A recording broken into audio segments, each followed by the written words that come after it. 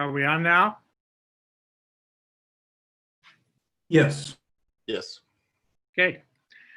Now, I'd like to welcome everybody to this meeting of the Glendale Village Council. I now call that meeting to order.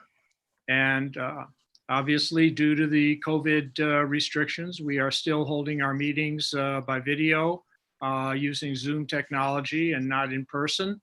However, we have complied with all applicable state laws in order to hold this meeting on a video basis. I would especially like to welcome our new but returning member of council, Will Kreidler. Will was chosen from a group of very well qualified candidates at a special meeting of council last Thursday, July 30th. And this afternoon, I had the privilege of swearing him in with his lovely wife, Katie. So Will is now a full-fledged member of council. Welcome aboard, Will. Thank you, Mr. Mayor. As we typically do, I'm going to begin with a Pledge of Allegiance. I don't know if we have a flag graphic or not, but otherwise we can simply state the pledge. I pledge allegiance to the flag of the United States of America and to the republic republic for which it stands, one nation, under God, indivisible, with liberty and justice for all. And we have already done a roll call, which tells me that we have a quorum. Madam Clerk, can you confirm that quorum? I confirm the quorum. Great. I'm going to move the agenda around a little bit in order as a courtesy to some people who I think may not wish to stay for the entire meeting this evening. So I'm going to move up in order the ordinance and resolution to precede the public comments section, and then also move up reports from the fire chief and police chief, so that if they care to, they can go on and be doing other things. But we will begin with the minutes of our previous meeting. I suppose it was presumptuous of me, but I trust there's no objection to making those changes in the agenda. Very good.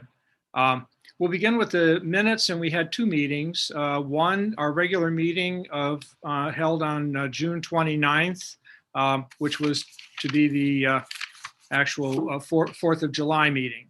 So we have minutes of that meeting. They've been circulated, amended, and I invite someone to move for their adoption. So moved. Second. Okay. Any further discussion? Okay. All those in favor of adopting these minutes, please say aye. Aye. Those opposed? Motion are adopted. We next go to the special council meeting that we had on July 30th, just last Thursday, which I referred to previously. And we have the minutes have been circulated, so I'm going to ask, is there a motion to adopt these minutes? So moved. Second. Okay. Any further discussion? All those in favor, please say aye. Aye. All those opposed? Motion carried. Okay, we're going to turn now to the new business section of the agenda. Starting with ordinance 2020-28, an ordinance appointing Glendale volunteer firefighters, establishing a one-year probationary period, and declaring an emergency. We have quite a list here. I'm going to read them off. Sean Deaton, Antonio Harris, Zachary Hickey, Max Jenkins, Steve Koo, Brandy Lucan, Jeffrey Lucan, Brian Sandlin, and Brendan West. Do I have a motion for this ordinance? Moved. Second. And do I have a motion to dispense with 3 reads? So moved. Second. Okay, Chief Hardwick, are you on the line? Can you give us just a brief bio on these young people? Yes, I can. I want to start with Brandon West. Brandon West is from the Green Township area. Brandon is already certified as a firefighter 2 and an EMT. Be happy to get him on, and he's ready to go right away. Brandy Luckin and Jeffrey Luckin are both from the Fairfield area. Neither one have had any training before. They've had an interest to be a part of this. They wanted to volunteer and give back. So we've, again, all of these people we put through our process, physical agility, interviews. Both of them have successfully went through all of that. We have Max Jenkins. Max is from the Anderson Township area. Again, no training. Antonio Harris.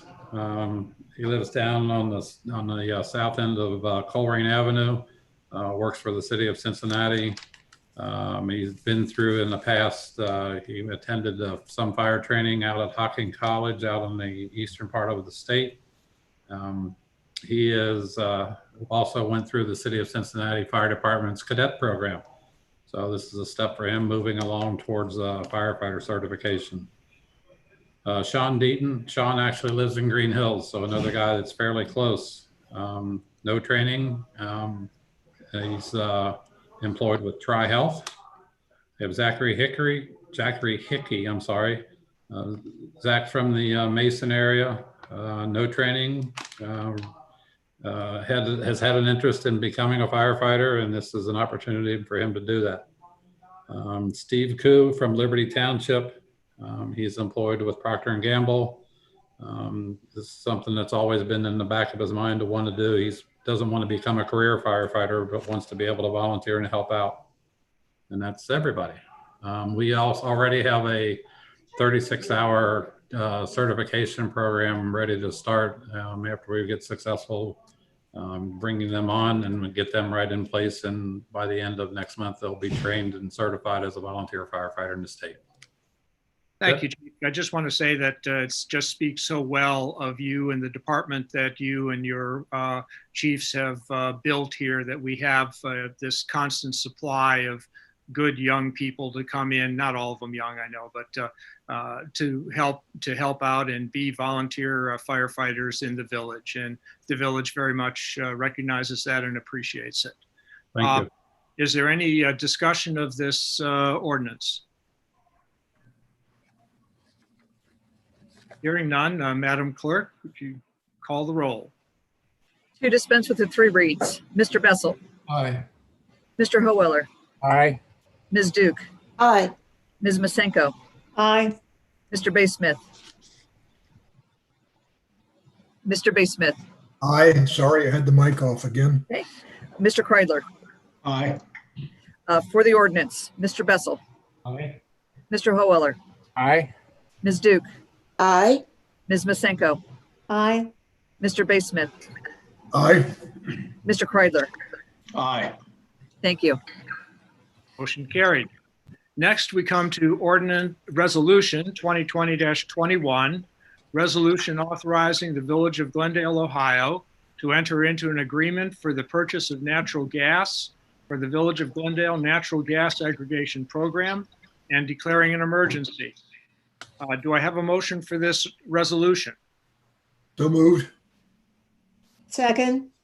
And a motion to dispense with 3 reads? So moved. Second. Wally, I'm going to let you just refresh us on the aggregation program, which I think we all pretty much know by now. Certainly, I'd be happy to. Just for the record, the agenda has the wrong number on it, so the correct number for the resolution is 2020-21. With that said, this is a resolution to renew for a year our program with the Eagle Energy that allows them with other communities to get the best price for natural gas and for electric aggregation. We've found in the past by using multiple communities, we have more purchasing power and they're able to negotiate more favorable prices for us. But I would like to ask Mr. Lumsden to note there are 2 updates to this resolution that's given to us at the last minute at 4 o'clock. Apparently the template they sent us has the wrong standardized code references to it. So Mr. Lumsden, if you could note to us, we can amend this resolution before it's adopted. Absolutely. Thank you, Wally. The resolution should read in the second whereas specifically, whereas in accordance with Chapter 4901, 1 through 26 of the Ohio Administrative Code, Chapter 4901, 1 through 29 of the Ohio Administrative Code, and the section is 4929.22 of the Ohio Revised Code. Mr. Mayor, if it could be amended, then we can consider it for adoption. Do I have a motion to amend this resolution with the code corrections indicated? So moved. Second. Seconded. Okay, and I don't believe we need we can do this, I believe, by a voice vote. So all those in favor of this amendment, please signify by saying aye. Aye. Aye. Aye. Well, the motion, the resolution stands as amended. Is there any discussion of the resolution? Okay, Madam Clerk, would you call the roll? To dispense with the 3 reads, Mr. Bessel, Aye. Mr. Howeller, Aye. Ms. Duke, Aye. Ms. Masenko, Aye. Mr. Baysmith, Aye. Mr. Kreidler. Aye. For the resolution, Mr. Bessel, Aye. Mr. Howeller, Aye. Ms. Duke, Aye. Ms. Masenko, Aye. Mr. Baysmith, Aye. Mr. Kreidler. Aye. Thank you. Okay, resolution is passed. I would now like to turn to the reports from the chiefs. I'll begin with the report from our fire chief, Chief Hardwick. Chief, can you give us your report? Certainly. Our efforts really this month have been continued effort with the COVID-19 response and preparations. Again, a big shout out to Hamilton County EMA and helping to provide materials for PPE, disinfecting, and preparation. Just this week, we received the high-level mask for personal protective equipment for our firefighters. The nice thing is we use them for the COVID situation, as well as other situations that we can get involved with. That was all provided from funding from EMA. They did supply that to fire and police agencies all across Hamilton with federal funding. So we're covered. We want to make sure everybody stays vigilant with the COVID-19. Continue to mask up, sanitize, disinfect. We still see situations of new cases in the village, and we're monitoring that as well. For the month, our 22 fire responses, 21 EMS responses, 3,200 volunteer hours in July. And then our normal the meetings have been frequent from both the health department, EMA, county fire chiefs. Been a pretty busy meetings, everything by Zoom. And we've been working hard over the past month to continue to work on renovation processes here in the fire station and getting that wrapped up. And then with one more community drive-by birthday here in the village in July also. And the excitement is high here with bringing in 8 additional people. This kind of replaces some that have moved on and moved up. But again, our interest that we get is amazing of the amount of people, and talking to the applicants as they come in, and we're getting other fire, that are directing them in our direction for that step and opportunity to start in the fire service. We feel real proud about it. And that's pretty much my report. Thank you, Chief. Chief Warman? Hey, everybody. I'll be somewhat short. My support, everybody has received my report. We have a storm coming through, so if you lose me, that's why. Basically, the biggest thing about my report this month is at the very end of it, you notice that there's been weird packages coming in from China. In our village, we received 2 packages that were sent from China to California and then UPS down here. The word is they contain seeds that I guess the Chinese want us to plant. Apparently, from what I've heard, is that they're very invasive and will kill all plants around it. I have talked to the postal inspector, UPS security, and everything's being sent right now, from my understanding, to the FBI. So we're looking at this, and I guess what they told me is if we receive something from China, certainly just throw it in the garbage can. Don't open it, don't mess with it, just throw it away. And I'm sure it's on the internet. If you look it up, you can find more about it on the internet. But as of now, that's all I know. So we're working on it. And that's my report. Thank you, Chief. Please let Officer Cordes know that I will make myself available to sign off on the Mayor's Court monthly report. Just have him send me an email or a text, and we'll work out a time. Okay. Alan, we do want to have a meeting this month, and Alan will work on that, I guess. Well, can we, Mr. Mayor, is it proper time now for me to schedule a police committee meeting? Let's give it a try. Okay, I'd like to schedule it for August the 10th, a Monday, and it would be at 5 o'clock in the afternoon. I'm available. Marilyn, who else is on our committee? Marilyn and Nancy. Alan? Yeah, Yes. You were saying what time? about 5 o'clock. We could meet On it. Monday, August the 10th? Yes. That's fine. Thank you. Okay, and we'll do it we'll probably either do it at the town hall or at the village office or Zoom. We'll let you know. Thank you. Okay, thank you. Thank you. Okay, and thank you, Chief. Thank Now you, sir. we're going to turn to our public comments portion of the meeting, which we will have quite a few, and that's fine. We'd like to hear from our constituents.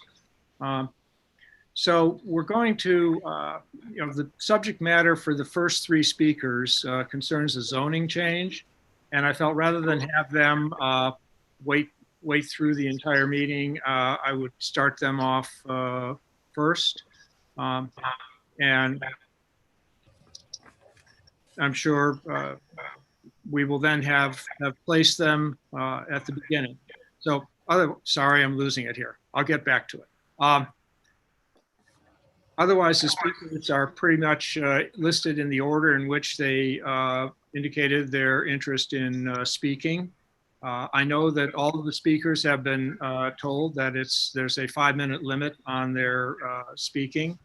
And first of all, let me emphasize that you will not be penalized or criticized in any way if you fail to use up all those 5 minutes. But they're yours to use. However, because of the substantial number of speakers, we're going to have to be very strict, and we usually are strict on enforcing the time limit.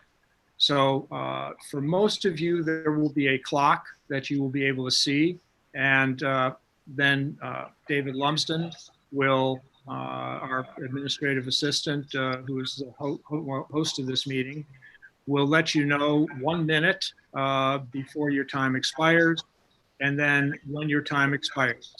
And after that, I'm sorry, you will not be able to continue. You will be muted.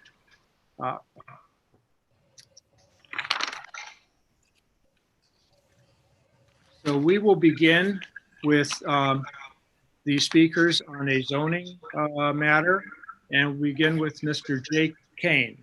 Mr. Kane, are you there? I'm here. Can you hear me? We can hear you. Go ahead and begin. Great, thank you. Hi, I'm Jake Kane. I grew up in Cincinnati, went to Landmark Christian School, K through 12, and my wife went to Landmark as well. So we've been in and around Glendale our entire lives, and have always loved the community. We love the historic nature of it and the charm of it, and we have a historic house ourselves. And so when we saw the Quinn Chapel property come available last year, we were really excited about it. And frankly, we're sad to see how it had been sitting empty and neglected. And so we were excited to take on the challenge of turning that into a residence. Our plan for it was to kind of use it as a bit of a second home. We've got big family roots in the area, a lot of really good friends that have roots in the area that have moved away to, St. Louis, Columbus, Virginia, et cetera, that come in fairly often for birthdays, holidays, special occasions, just to see people. And so we thought it'd be really cool to have that space as a place where their families could stay and kind of stay in an awesome community like Glendale and kind of have that second home for them. Of course, that means that it's not going to be used all the time. So, it would be sitting empty in the times when we're not using it for friends and family and things like that. Which we don't think is a great thing for the community or for us. So that's when we sort of had the idea to rent it out to other families that are staying in the area. And it's been interesting. We've met a lot of our neighbors on East Willow who have asked, hey, when my mom or dad come in town, like, you think they could stay at your place? And they're like, well, that would be great, And so we've been really excited and encouraged by the overwhelming response, people that we've met in the Glendale Facebook groups and things like that have asked the same thing, like, oh, this is so cool. Like, when my brother's family comes in town, can they stay there? And we've had tons of people ask for that. And so that's when we really thought that, we were onto something and thought it would be a really good thing, given our location there right next to the business district, where people could come and stay and, dine and kind of experience a really historic place that looks very beautiful now, and sort of experience the awesome community that is Glendale. And so we're really excited about it. And I won't use all my time. I know we've got a lot of speakers, but I just wanted to say thanks for considering it. Thanks for your time tonight. We really appreciate it. Thank you, Mr. Kane. The next speaker is Mr. Kane's attorney, Jeffrey Nye. Mr. Nye, are you there? I am here. Can you hear me? We can hear you. Great. Are you ready to go? Sure. Thank you. Good evening, everyone. I'm Jeff Nye. I've been working with Jake on this proposal. I think you have the letter we submitted on July 27th that asks for an amendment to the zoning code, specifically to allow this short-term rental in the B district. And I guess precisely what we're asking for today is just a referral of that proposal to the Planning Commission for further consideration. Jake told you a little about his history with Glendale and his history with the property, so I won't get into any of that. Obviously, he had intended to rent it out when his family wasn't using it. We understand now that the village's position that that's currently prohibited in the B district, and that's why we're seeking an amendment. We considered a few different proposals, but the specific proposal in our letter is, I think, the most targeted way to address this. And I'd like to make just a couple of 3 points about it. One is that our proposal would only apply to the B district, which is already a small district. So we're only talking about a small portion of the village, and part of the B district is very close to that downtown business district there. That's where the Quinn Chapel is. The second thing I would say is that we are proposing just a new conditional use, which means that council would retain its standard discretion to impose any lawful and appropriate conditions on any applicant who wanted to add this type of use. In other words, we're not asking council to just allow all uses of this sort without any oversight. They can impose conditions, reasonable conditions, and if conditions aren't complied with, the conditional use permit could be revoked, just as any other conditional use permit could. And then the third point I think I'd make is that what we're talking about is consistent with the neighborhood use already. It's a residential use in a residential neighborhood. We're not talking about dropping an industrial use in between houses or anything. This is a relatively small amendment. I understand there's been a lot of support from neighbors and interest from people who would like to come and visit and stay, and I think this would be good for the village. That's all I'll say on the subject. Again, we're asking just that this be referred to the Planning Commission for today, unless of course you wanted to adopt a proposal right now, which I'm sure you don't. But other than that, I think Jake and I would be happy to answer any questions that you might have for us, and I'll yield back the balance of my time. Thank you, Mr. Nye. Your letter does contain a proposed amendment to our zoning code under our zoning ordinance, and a proposal for an amendment to the code should first be forwarded to the Planning Commission for its consideration, and it then makes after due consideration in a hearing where both the owner and neighbors have an opportunity to, as well as other residents in the village, have an opportunity to speak. The Planning Commission will consider the matter and make a recommendation to council, which will then also have to consider the matter. So there will be, at this point, I don't believe council needs to really make any statements or get any additional information, since it really should rely mainly upon what it receives from the Planning Commission and what it gets from its own hearing.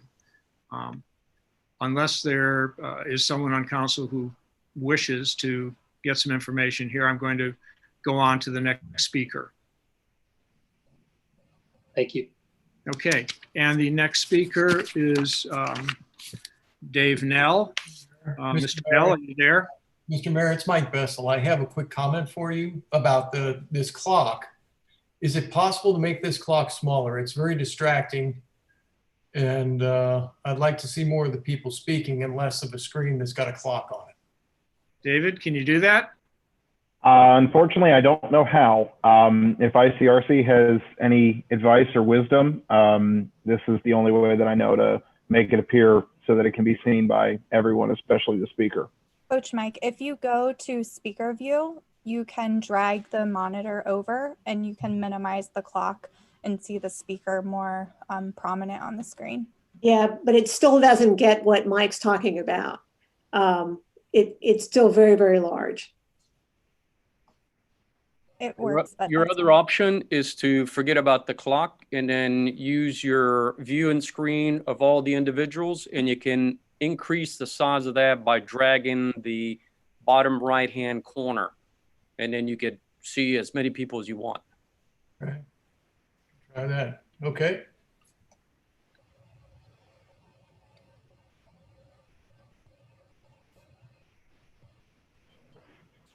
Okay, so we will now proceed with Dave Nell. Mr. Nell, are you here? Mr. Nell? There, can you hear me? Yes, we can hear you. Thank you, I was muted. My comments probably are better reserved for the Planning Commission, but I just wanted to be on here in support of Jake and what he's trying to do. I believe that what is happening with the Quinn Chapel is something that would be just an amazing benefit to our business community, to our shops, to our restaurants.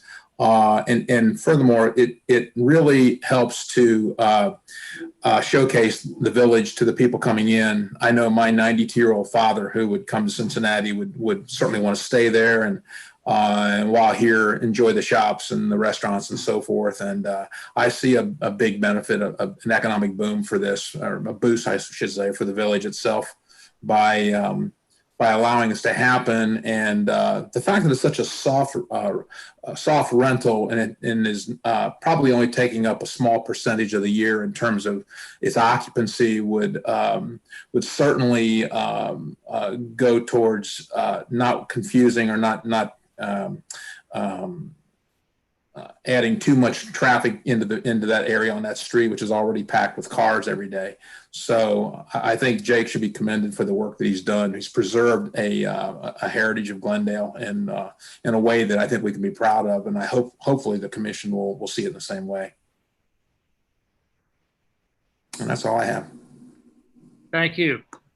Thank We're you. going to now turn to the remainder of the folks who have indicated a desire to address council. And as I said, they're pretty much in the order in which we got their requests to speak. So I will begin with Katie Gary. But before I do, David, I noticed the clock didn't start for Mr. Nell's comment. So my apologies. I will make sure to stay on top of that. Okay. I reclaim my time. I was timing it and he was well within his time limits. So Katie Gary, are you here? Yes. Okay. You may begin. Thank you for the opportunity to speak. My family has loved living in Glendale for the past 6 years, and we want to be proud to live here too. When the calls for conversation about race came out in the recent news stories, we were proud.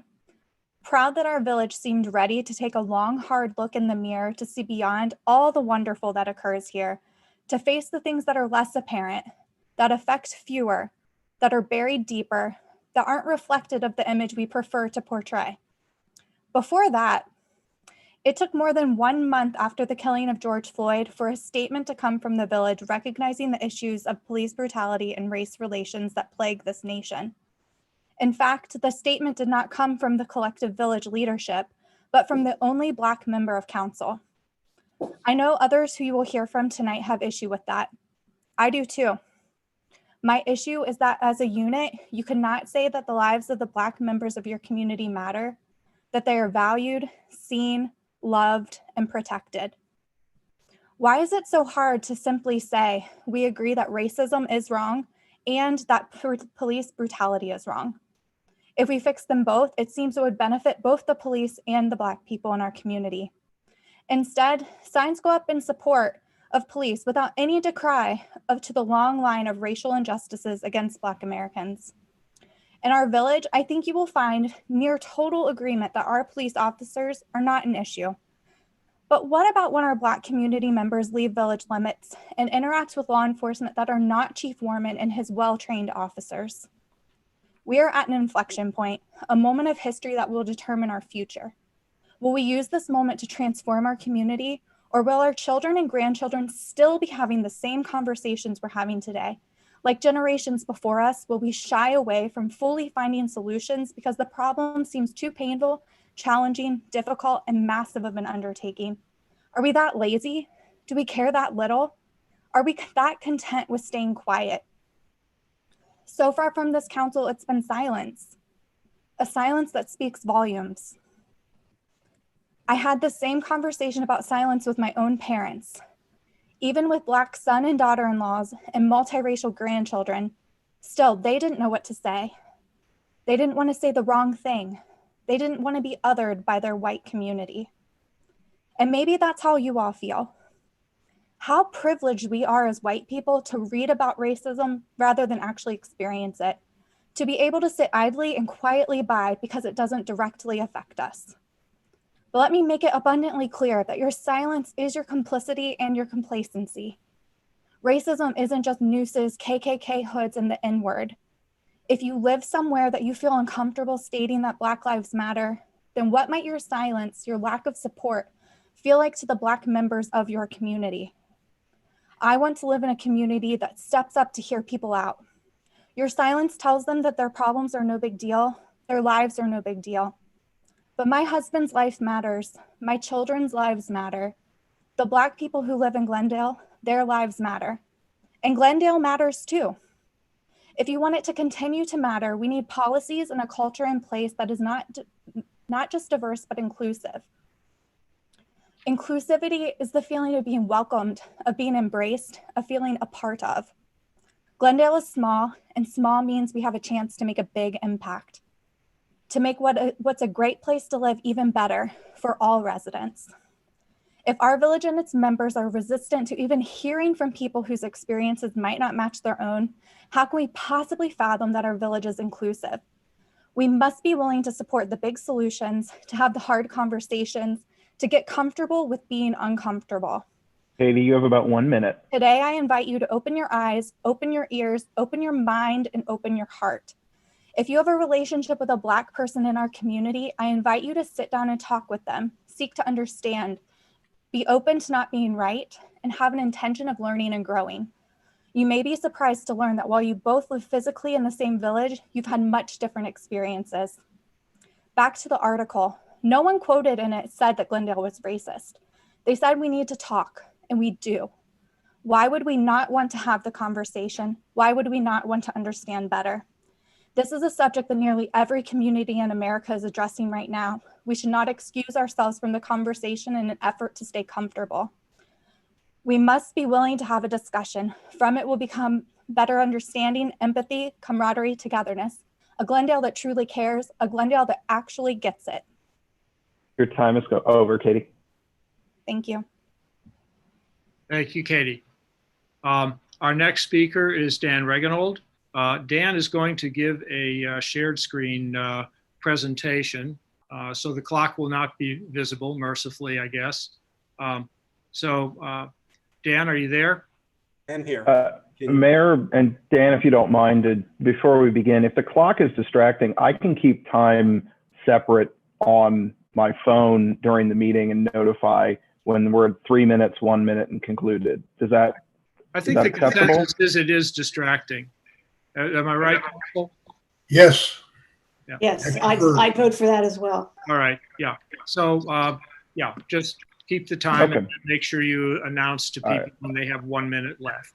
I will do that. Okay. Dan, you're ready. Hi, good evening. Thank you for allowing me to talk to the group tonight. And to Katie, yes, Katie, I'm a white guy, and I believe racism is wrong, and I also believe police brutality is wrong. But it's been an unsettling couple of weeks in Glendale, and I just felt like I had a few things I needed to share with you. Mostly about communications from the village. On July 3rd, this image of a black fist was sent to the Glendale population by Glendale's government. This image is so similar to Black Power and the Black Panther logo that many of us remember from years gone by. The black fist, also known as the Black Power fist, is a logo that's generally associated with Black nationalism, defiance, sometimes socialism. Its most widely known usage is of the Black Panther Party in the 1960s. The Black Panthers were involved in numerous violent encounters with police. David, could you advance the slide, please? I want to ask you, is it surprising at all that people in Glendale were scared and nervous after receiving an email like this that mentioned unity with a black fist? Do the two even go together? Question. Could you visualize the residents after seeing this email being concerned about destruction and violence on their streets and at their houses? Next slide, please. Personally, I don't ever want to receive emails with fists on them again from the Glendale government, ever. I don't want to see it. And my question is, whose job was it to protect the village from this email ever getting out? Next slide. Next, on July 13th, sorry, Katie, I don't think your facts are lining up. We're told that racism is embedded in Glendale. We learn about lingering racism. The message is clear. It's the first point. Racism is embedded in Glendale. So what does this word embed mean? Next slide. It's clear. It means something's firmly and deeply in a surrounding mass. It means it's something that's serious. Next slide. Essentially, a number of people, a substantial number of people felt like they were being told in the email that racism is embedded in Glendale, making many of us in our community de facto racists. This embedding, how many of us are racist? Maybe 50%, maybe more? Question to you all, do you understand the seriousness of this accusation you're making? Next slide. Ben Shapiro says we must be eager to counter free speech with free speech. My free speech allows me to tell you that there is absolutely no nexus between Glendale, Ohio, and the horrific, horrific death of George Floyd. It just isn't there. It's not even close. Somebody really, really got this wrong. Next slide. And the signature on the bottom of the letter, what does it mean? Who actually is calling us racist? So many of us have asked questions. Is it your councilman, Marilyn Duke, calling us racist? Is this the individual Marilyn Duke? Is this Mayor Lofty and Marilyn Duke? Is this the signature of the entire Glendale Council? Or is this kind of a composite signature of all these people who were kind of invited to this meeting that was closed because of COVID-19? You'll have to tell us who we're going to hold accountable. Next slide. You have about a minute, Dan. The mayor has made this problem much worse.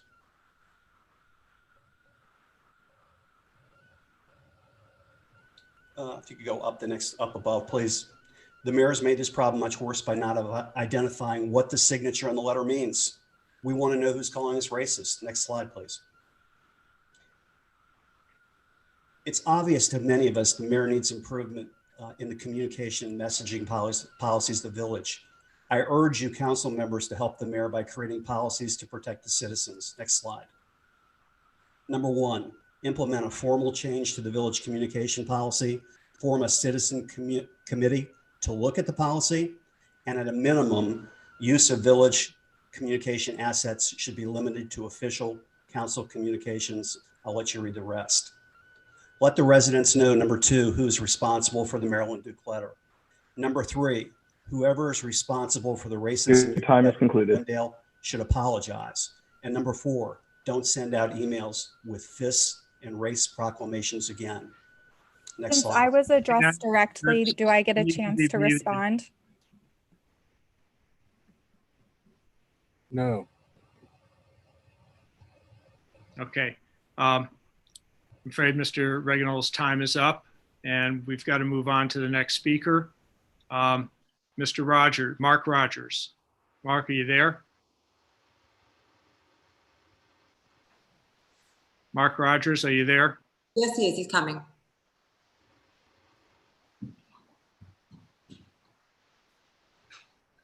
Sorry about that.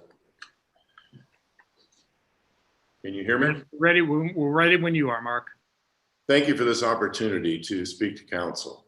Most of my comments are directed to Council Member Marilyn Duke and Mayor Don Lofty. You don't know me. You don't know anything about my past. Just like you don't know anything about the past lives of most of the Glendale residents.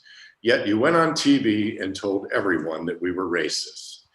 You don't know that in the mid-60s, my father, a Presbyterian minister, stood with the black ministers in Portsmouth, Ohio, against redlining, a very racist program that decided where you could live by the color of your skin. And you weren't there when the real racists came out and were throwing garbage in our yard every day. And you weren't there to take the phone calls where the death threats came in and the constant harassing phone calls. And you weren't there in 1967 when I wanted to ask the prettiest girl in the band out on a date. And she refused because her family wouldn't accept the fact that she wanted to date a white boy. And you weren't there in 1997 when I helped Mike Martin, a retired black football player, start a new business at the 20th Century where he was doing a program called Final Fridays. And you weren't there for the 6 months that we built that business into a very profitable little entertainment event. And you weren't there when he canceled that business and moved it to another location because his partners were giving him a hard time for doing business with a white man. The vast majority of people that I have run across in my 40 years of partying for a living have been very good people, and they've been ridiculously the same. I've done hundreds of parties with different groups. I've done hundreds of parties with black customers, and I have found that people are ridiculously the same. The vast majority of people are very good and they don't spend any time at all on this nonsense. I have also seen that racism comes from every sector of life, but it is a very small population. And as Americans, you deal with it when it happens and you move on. Race-baiting profiteers are the only ones that stoke the fire for their own benefit. And what race baiters never want to talk about is how far we've come as a country. When I started my last business at the 20th Century Theater, I had to apply for a liquor license and I had to get approval from various different groups. When the fire department came in, it was a gentleman in his early 60s that happened to be black to do the inspection. We walked around and did everything. And while we were in the balcony, he told me that he came here very often as a child, but was only allowed in the balcony because he was black. My comment to him was, and now you stand in the same place with the authority to approve or disapprove me opening a new business. We have come a long way as a country, and we get better and better every day. But you chose to take us backwards. You chose to divide and not unite. You chose to bring in a self-admitted Marxist group, Black Lives Matter, into our community.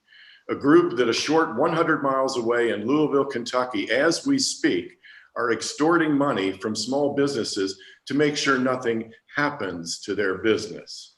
They're also demanding that they put letters on their front doors of their business to show how much compliance they have made to this Marxist organization. Now, while 2 of the 3 founders of Black Lives Matter proudly admit to being trained Marxists, the 3rd one sits in jail on charges of trafficking an underage girl. This is who you decided to bring into our community. Your race-baiting actions is a stain on the excellent reputation of the people of Glendale. And this stain can only be removed by the resignation of Councilmember Marilyn Duke and Mayor Don Lofty. Thank you for your time and attention.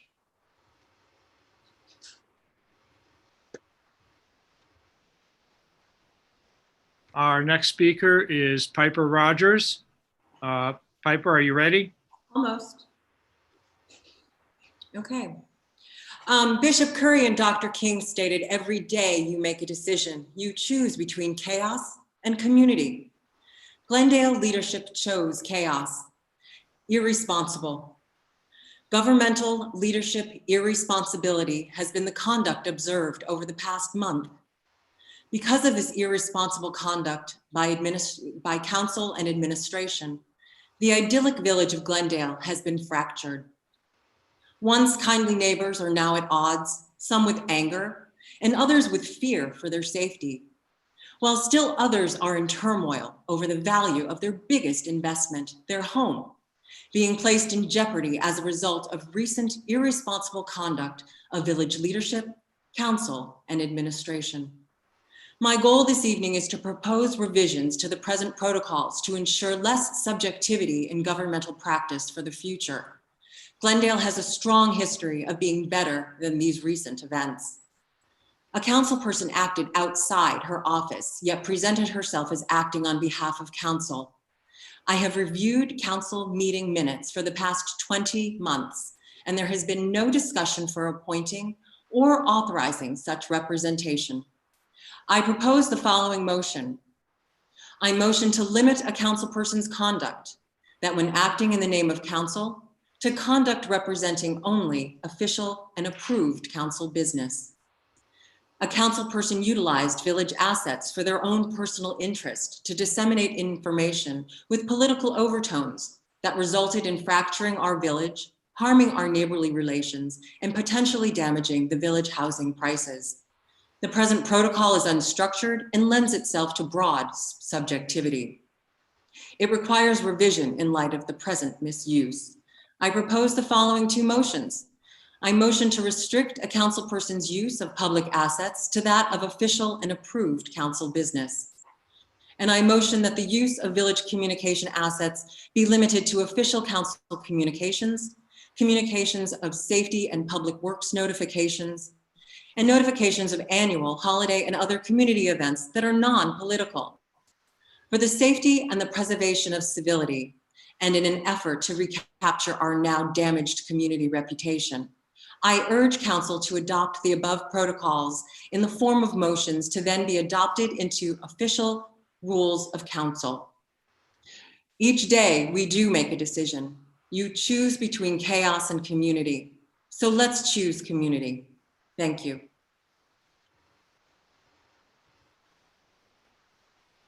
Thank you, Piper. Our next speaker is Linda Ewing. Linda, are you there? Linda Ewing? David, do you know if Linda Ewing is? There we go. I'm here. Can you hear me? Yes, now we can hear you. Okay. Whenever you're ready, go ahead. Over the last month, I've experienced feelings of anger, sadness, and betrayal by the very village that I call home. It started with a June 26 letter composed and signed by Councilwoman Marilyn Duke. The letter was a solicitation for opinions based on the presumption that, quote, we in Glendale live with its history of racial discrimination, unquote. There were 3 questions presented, each with the predetermined premise of racism. Comments were to be sent to a non-village email address. And then on July 1, Marilyn Duke conducted a meeting at Christ Church where she continued her presumption that Glendale is racist and needs to, quote, further dismantle racism in our idyllic village, unquote. It was an invitation-only meeting with a few residents and local officials offering their feelings, with no specific examples of inherent racism and providing no evidence. Accusing an entire village of racism is inflammatory, divisive, and destructive. On July 2nd, we awakened to an interview with Councilwoman Duke and Mayor Lofty by Curtis Fuller of WLW-TV. They spoke of Black Lives Matter and tackling racism in Glendale. Our mayor said, quote, this is an opportunity to bring people together. Some people just tried to turn it around and say all lives matter. That's just avoiding the whole subject, unquote. How many seeing this interview will check Glendale off as a place not to live? Our reputation and the biggest investment of our life, our home, are now compromised. This interview was irresponsible and reckless. Who arranged this and for what purpose? The interview ended with the announcement that there would be a Black Lives Matter march in Glendale on July the 11th. With the public announcement on WLW, no telling who would have shown up for a BLM march or Unity March. During this process, our mayor was absent from leading. He sent out no information assuring us of our safety and security, but instead dismissed all of our concerns. On Monday, July 13th, a standalone letter from Marilyn Duke with a summary of the July 1 meeting was emailed to us using our village system and signed by Councilwoman Marilyn Duke, Village of Glendale. Hers was an unofficial meeting. The opinions and feelings of the attendees were broadcast as, quote, important governmental information, unquote. This was inappropriate and sets up a misguided and dangerous precedent. The bell, unfortunately, cannot be unrung. The village is fractured. Our loving and generous community with its rich history and proud heritage is to be celebrated, not denigrated by our elected officials. So where to now? I would like to see a sincere apology from Mayor Don Lofty as he used his title and position to convey personal opinion, compromised the reputation of Glendale, and permitted misuse of a village asset. I would like a sincere apology from Councilwoman Marilyn Duke as she used her title and position to conduct meetings for her personal interests and used our village email for personal business. She's been dismissive of concerns, and nothing Marilyn did was within her elected duties and responsibilities. I would like Marilyn Duke and Don Lofty be officially reprimanded. Both used their official titles to speak for the village of Glendale and blurred the lines of authority for their elected positions. We need accountability. I would like a rewrite of how our village email and newsletters are used, our mayor's explanation for how Ms. Duke was permitted to send out her letters using her official title for unofficial village You have about a minute, Linda. Was ludicrous. I would like Mayor Lofty to write an op-ed to the Enquirer extolling the many virtues of living in Glendale, our low crime rate, our exemplary police department, and our loving and welcoming nature to all who choose to call our village home. This might help to neutralize the damage of the WLW interview. I thank you for this time. I'm finished. Okay, our next speaker is Tara Maddock. Tara, are you there? Yes, good evening. Mayor Lofty, council members, friends and neighbors. My name is Tara Maddock. I'm a 14-year resident of Glendale. I know many of you here tonight, but for those who do not know me, I'm an adjunct professor of geography at the University of Cincinnati and a longtime volunteer in Glendale, serving on boards of the Harry Whiting Brown Community Center, the Glendale Lyceum, and the Village Gardeners of Glendale. As residents of Glendale, like we've all spoken tonight, we often speak how wonderful the village is, how fortunate we are to live here. A small village with friendly neighbors and community organizations, volunteers, donations to community causes, an outstanding police chief and police officers.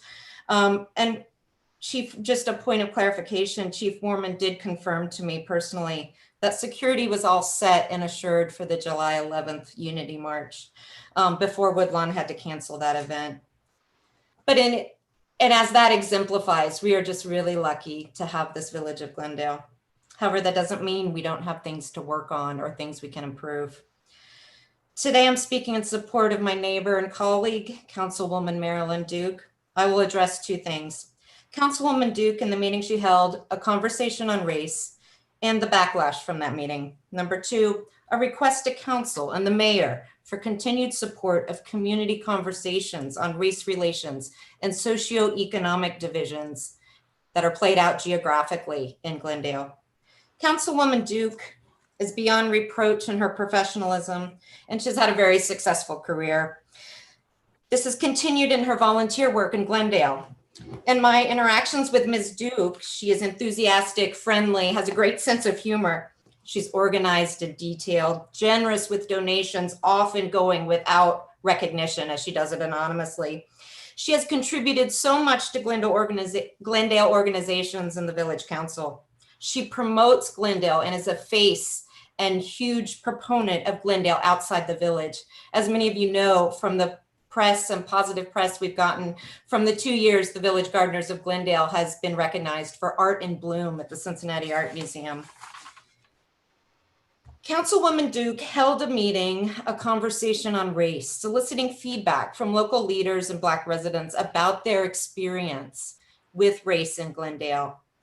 It is not for us to judge if that is their thoughts are right or wrong.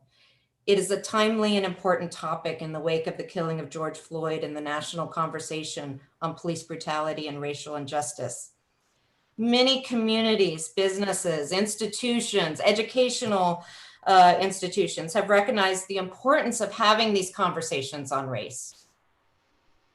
They're holding meetings to solicit feedback from people of color, from their Black constituents, and how those people experience racial and institutional biases.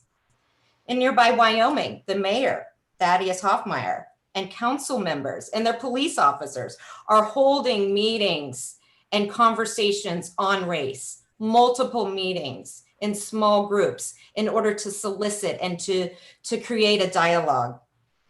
The report of the meeting, the email that's been in question tonight, was a compilation of comments by those in attendance. This points to things Glendale's doing well. It was so complimentary. And by talking to people who were at the meeting, they say that it was a positive experience and complimentary to Glendale, which really is, again, is counter to some of the evidence we've heard tonight. Some of the things we need improvement are the implicit, that implicit bias that maybe we have, I have. You have about a minute, Tara. Thank you, that we don't recognize. That's not a scary thing. It's something we can talk about. It's something that we can do better. This meeting and subsequent email sparked an angry response from a few Glendale residents and was written in an anonymous newsletter. I would urge you to read that newsletter for yourself, as it calls Council Marilyn rogue and a personal attack on her, saying that her wealth and privileged status in Glendale means she is not eligible to speak out on race. Ms. Duke held this meeting and sent this to solicit feedback from our local leaders and Black residents. This is not an abuse of her position. I'm grateful to Ms. Duke for her action. This is a timely and important topic to me, to many others.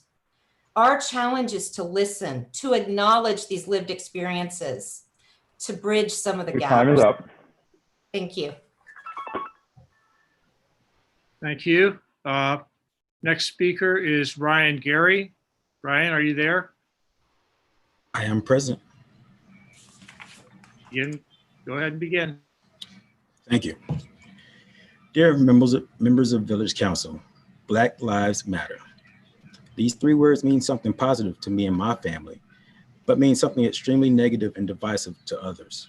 The latter is what I believe has brought forth a dissension within our village and needs to be a priority in solving. In my many interactions with and conversations with other residents, I'm of the opinion this issue boils down to one thing. We have a communication problem within our community. The way we communicate with each other by way of social media and group emails has heightened our emotions and caused errors in judgment.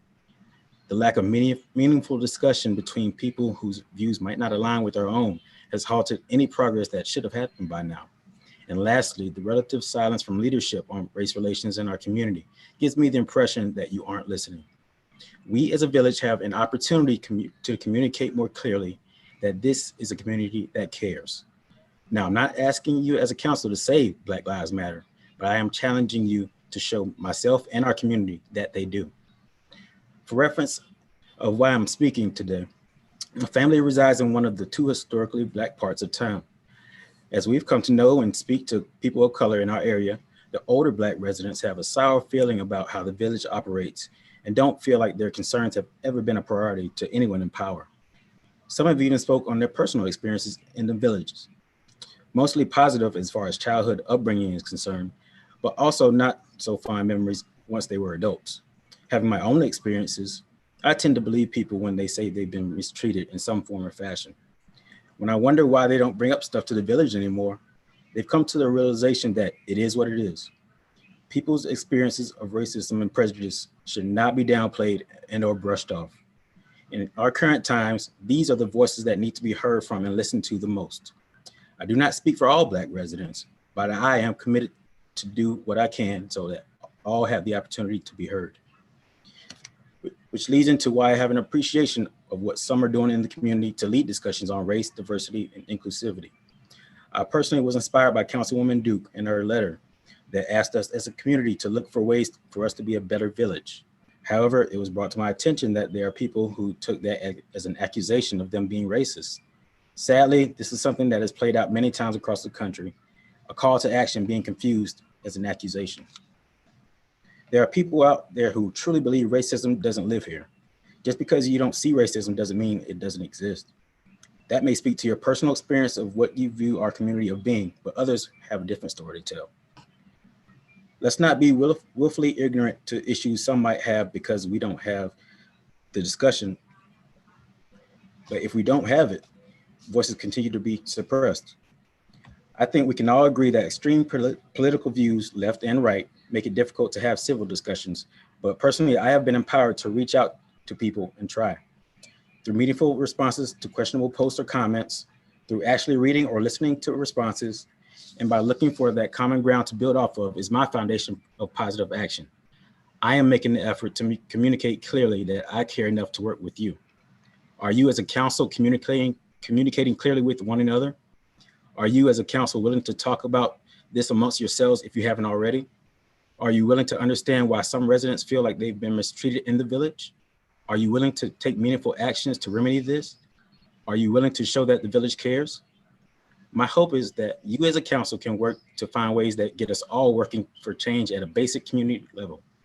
The village has an opportunity to acknowledge and promote our diversity and inclusivity, and I am communicating with you that I am willing to help. Are you? My intention tonight was not to come demanding answers, but to challenge you as a group to come with solutions that spur positive action. This is not an easy task and it won't happen without strong opposition. So at the risk of upsetting the apple cart, I challenge you to use You have about a minute. Thank you. I challenge you to use the opportunity that presents itself as your moment to show everyone that we are one community. Either we all come together to lift up each other or the lack of communication will continue to divide us. I urge you not to throw away your shot at effecting positive change. Thank you for your time. Okay. The next speaker is Arlene Howeller. Arlene, are you there?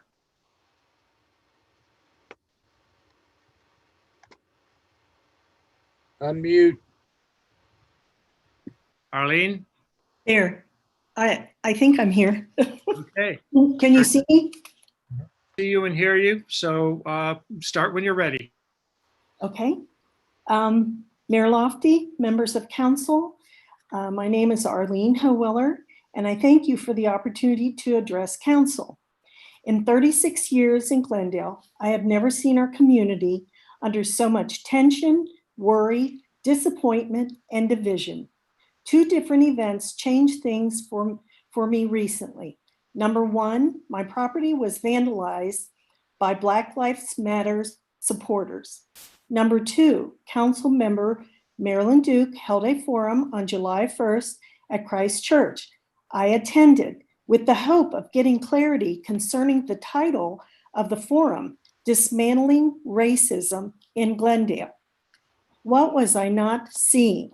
In my experience, I never witnessed an example of racism in Glendale. I had always had respectful exchanges with the entire community at all events in Glendale. Everyone is welcome. When I saw Councilmember Duke's summary of the forum, I was even more stunned by a list of 32 complaints, opinions, and actions to be taken, comprised by her hand-picked audience of only 20 Glendale residents. This list was published on the Glendale email site for all to see. Many of the items on the list have either been accomplished or aren't even possible. When you only hear from 20 residents out of over 2,000, you really don't have an accurate assessment of the heartbeat of the village. Yes, we can always strive to do better, but we definitely don't deserve the title of a racist community. This list by no means represents a majority of our neighbors and should not have gone out publicly, nor should an interview have been arranged with a news broadcast. This makes the charitable Glendale residents that do all the things to make our village better feel totally unappreciated, while the list provides the potential for unsupported complaints. After this list, why would anybody want to buy a house in Glendale? This list can do nothing but hurt our village, our property values, and our community. These events don't unite us, they divide us. Thank you. Okay, the next name on our speaker list is Marilyn Ock. Marilyn sent me an email today saying she had a conflict and would not be able to speak. So she has withdrawn her request. And so the next person after Marilyn is Mike Burnham. Mike, are you there? I think so. Am I here? Well, I think you are, and we can hear you. So begin when you're ready. I'm not going to spend a lot of time repeating the comments. Dan Reganold succinctly covered down most of my concerns. And I think Piper and Mark Rogers were extremely articulate. I will say that I thought that, well, no, I won't go into that. Anyway, I got involved in this process at the very beginning when I saw Marilyn's note come on the email blast, and I reached out to Marilyn and the mayor and gave them indications that I thought this was the wrong forum to use. I had several email conversations with both the mayor and Marilyn, and expressed my concerns about using the email blast for this process. Little did I know that when the second letter came out, Marilyn, the reaction would be what it was. In fact, I think I, among others, maybe encouraged you to make sure that there was transparency with your respect to your meeting and that people would know what was going on. I did not expect a list of anecdotal, whatever you want to call it. What does racism in Glendale look like? There's no facts to support any of those items in your email. There are just blanket statements. And And in the actions to be completed, I agree with Arlene. Many of those actions have taken place. Many are in process. People know what Chief Warman does for back to school. People know what Chief Warman does for Thanksgiving, for Christmas, and whenever people are in need. And the people of Glendale come together and donate their own money, not the village money, to take care of those folks. There are no agencies involved, no government involved. The people of Glendale are extremely generous and extremely supportive of our whole community. Marilyn, you and I will talk when I get back to Glendale, but I was extremely disappointed that you invited the media to your meeting. To me, that lets me feel that there are ulterior motives. I'm not sure what they are, but I have no reason. I know Curtis Fuller, and I know he's a good man. And I got the sense when the story was published that he really didn't want to do it. I mean, he did not get into any of the details that you had probably brought to his attention. But we'll talk about that. Mayor, you know that I often have issues with processes and procedures. So again, number one, this email blast should not be used for political issues, and you need to clarify. I agree with Piper's Rogers motions. You need to clarify what the purpose and who can use that email blast. And I don't think anyone should be able to use it unless others are allowed to respond in that said email blast. Also, I think that the follow-up by council, I happen to agree with Katie that the follow-up by council has been silence. And I believe that council needs to either support Ms. Duke or reject Ms. Duke's feelings. And absent that, again, the village assets should not be used for this purposes. I could go on, but a lot of this stuff has been covered, and I'm going to leave it right there. Thank you. Okay, our next speaker is Joe D'Amato. Joe, are you there?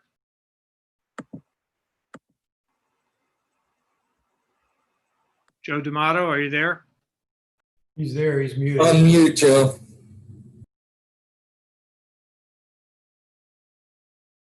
You can unmute by pressing your space bar, Joe.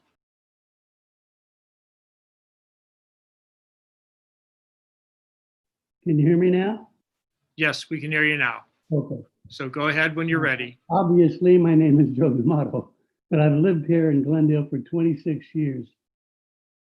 And I'm here to respond to Councilwoman Duke's accusation that Glendale is racist. Now, I grew up in an Irish neighborhood in New York, and I was called things like a Dago and a Wop and a Guinea and a lot of things that I wouldn't want to say on the air right now. But I also learned one thing, that you don't get things from people by slapping them in the face. And I felt I was really slapped in the face when you said that I was a racist along with a lot of my neighbors. We were really offended. But what really surprised me was the mayor of the village who let it slide until it was actually true. Now that news clip that was shown on Channel 5 was appalling. And it felt like a stab in the heart of Glendale. I don't know how many times that was run, but my guess is that Channel 5 probably has anywhere from 500,000 to 1 million viewers. Councilwoman Duke, you told probably 1 million people that Glendale is racist. And again, the mayor didn't say anything. He pulled in Black Lives Matter, which really had nothing to do with that particular subject. I'm not going to make this long because I think a lot of people did cover a lot of things I wanted to cover. But I don't know if you can see this, but it's a brochure I got in the mail the other day from a real estate agent who lived here in Glendale. There's about 4 paragraphs here, but I'd like to read the last one. That having been a Glendale resident for a decade, I'm dedicated and motivated to promote the village as the best place to live in Greater Cincinnati. I would have hoped that you'd have said that when you were on television, Mr. Mayor. I can just imagine a couple just being moved in or being transferred into Cincinnati from another big city. And he turns on the television and he had just hung up with his agent and said, we've got a house in Glendale and another one in Blue Ash. And then he hears 2 officials from the town of Glendale telling them that we're racist. My guess is he'd pick up the phone, call his agent, and tell him to forget Glendale, we'll buy the house in Blue Ash. I'm surprised you did it, and I think something should be done about it. I'm not sure what the protocol should be, but I think council should do something to make sure something like this doesn't happen again. Again, if you want to get something from somebody, you don't slap them in the face. You sit down and talk to them. Thank you for your time. Okay, the next speaker is Dick Monahan. Dick, are you there? Mayor, Yes, I will. Oh, excellent. Never mind.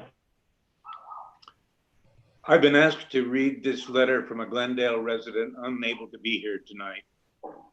He said, my fellow residents and village council, I wish to express my deep displeasure at recent events relating to an interview with our mayor and the council member, which was recently aired on our local WLW-TV.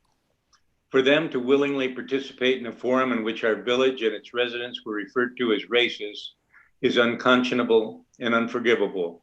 This is a ploy by radical leftist elements in our society to brand groups of people and label them as racist in an attempt to silence them, so that these fringe elements are the only voices allowed to speak in a one-way conversation about race and class. These comments damage the fabric of this and other communities, which appears to be their intent, to divide and inflame. Those who would use their public office for personal ends or as a platform for self-aggrandizement abuse their privilege and the trust in our community. The people in this village are generous, caring, and patient, but that patience has its limits. We will not be intimidated or slandered without speaking out. We all have the same rights to be heard and to feel safe within our communities, and no group has the right to threaten that. The fact of the matter is that indeed, all lives do matter. With deepest regards, Rob Morgan. Another letter I've been asked to read is a July 24th letter sent to Marilyn Duke. Dear Marilyn, we've never met. However, I did vote for you. And because of that, you are my councilwoman. I've been distraught over the meeting you had with Christ Church. I am confused over your official standing at this meeting. It appears that you did this on your own and invited those you thought were prominent members of our community. You referenced Bishop Curry in your letter and his interview on the Today Show as a basis for the gathering. I watched this interview about love and coming together as a community, and it's hard to fathom how you took his words and turned them into an attack on our lovely, generous, and cohesive community, followed by an accusation of systemic racism and the demands to the community as a whole.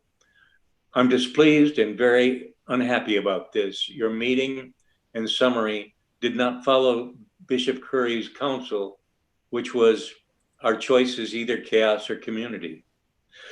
You have inappropriately accused one of the most loving and generous Greater Cincinnati communities of being racist.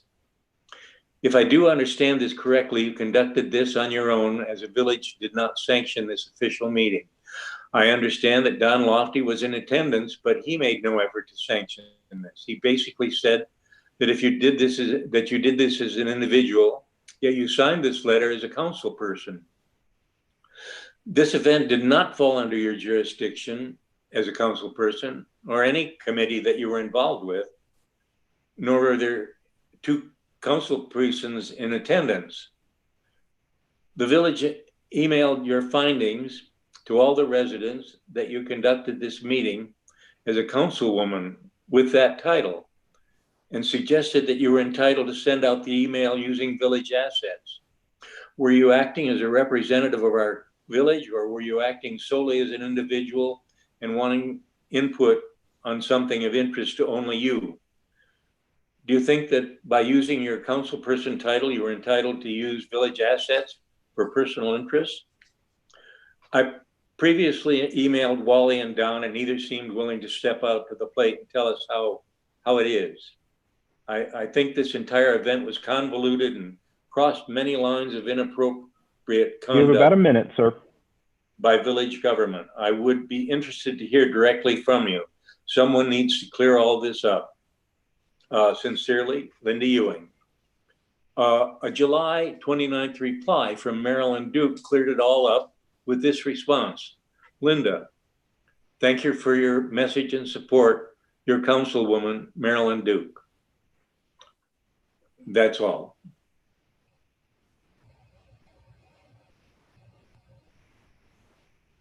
Hi, everybody. Thank you. Our next speaker is Alan Jones. Alan, are you there?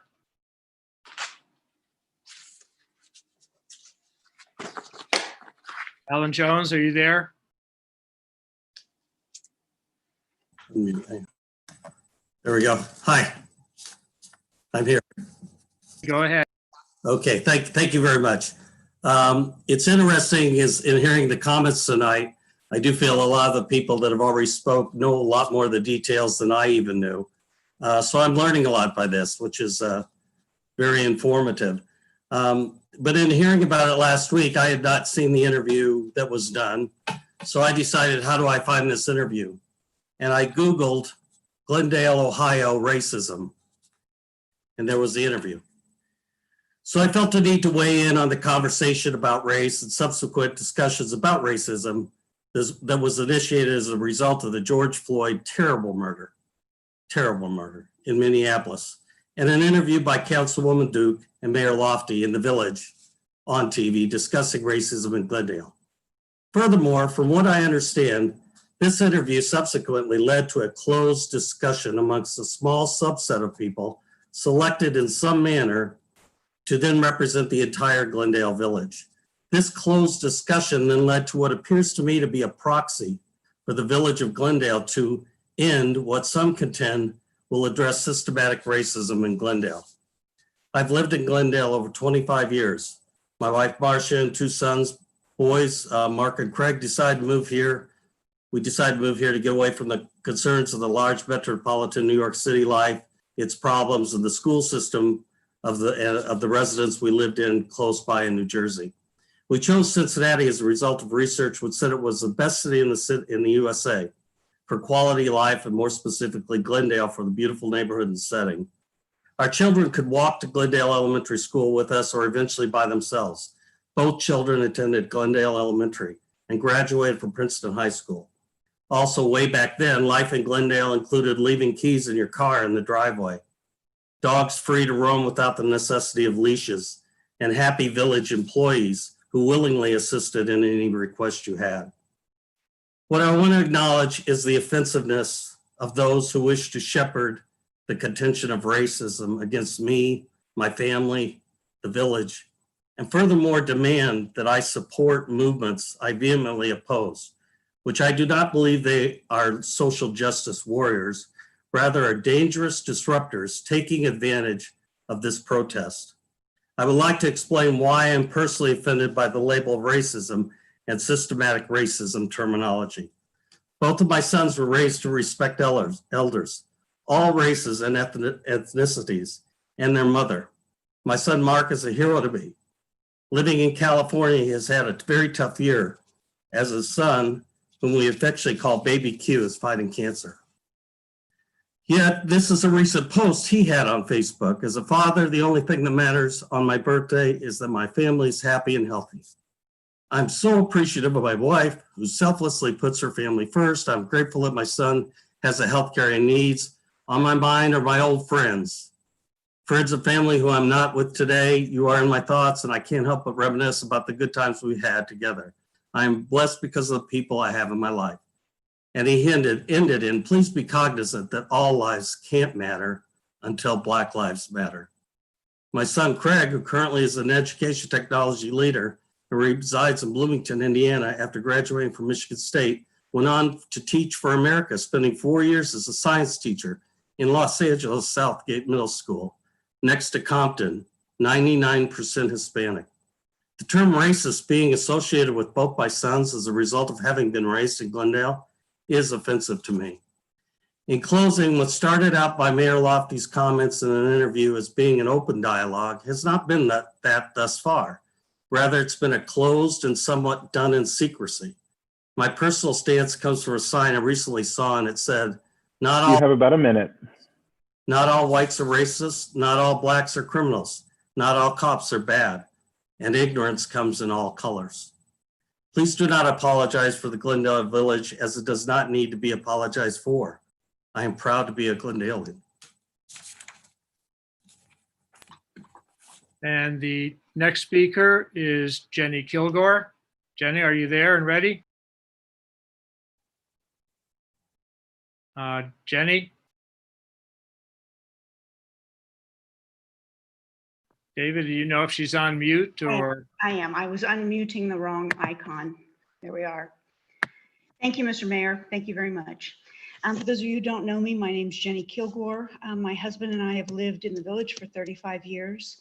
We raised both of our children, and I teach in the Educational Leadership Department at Miami University.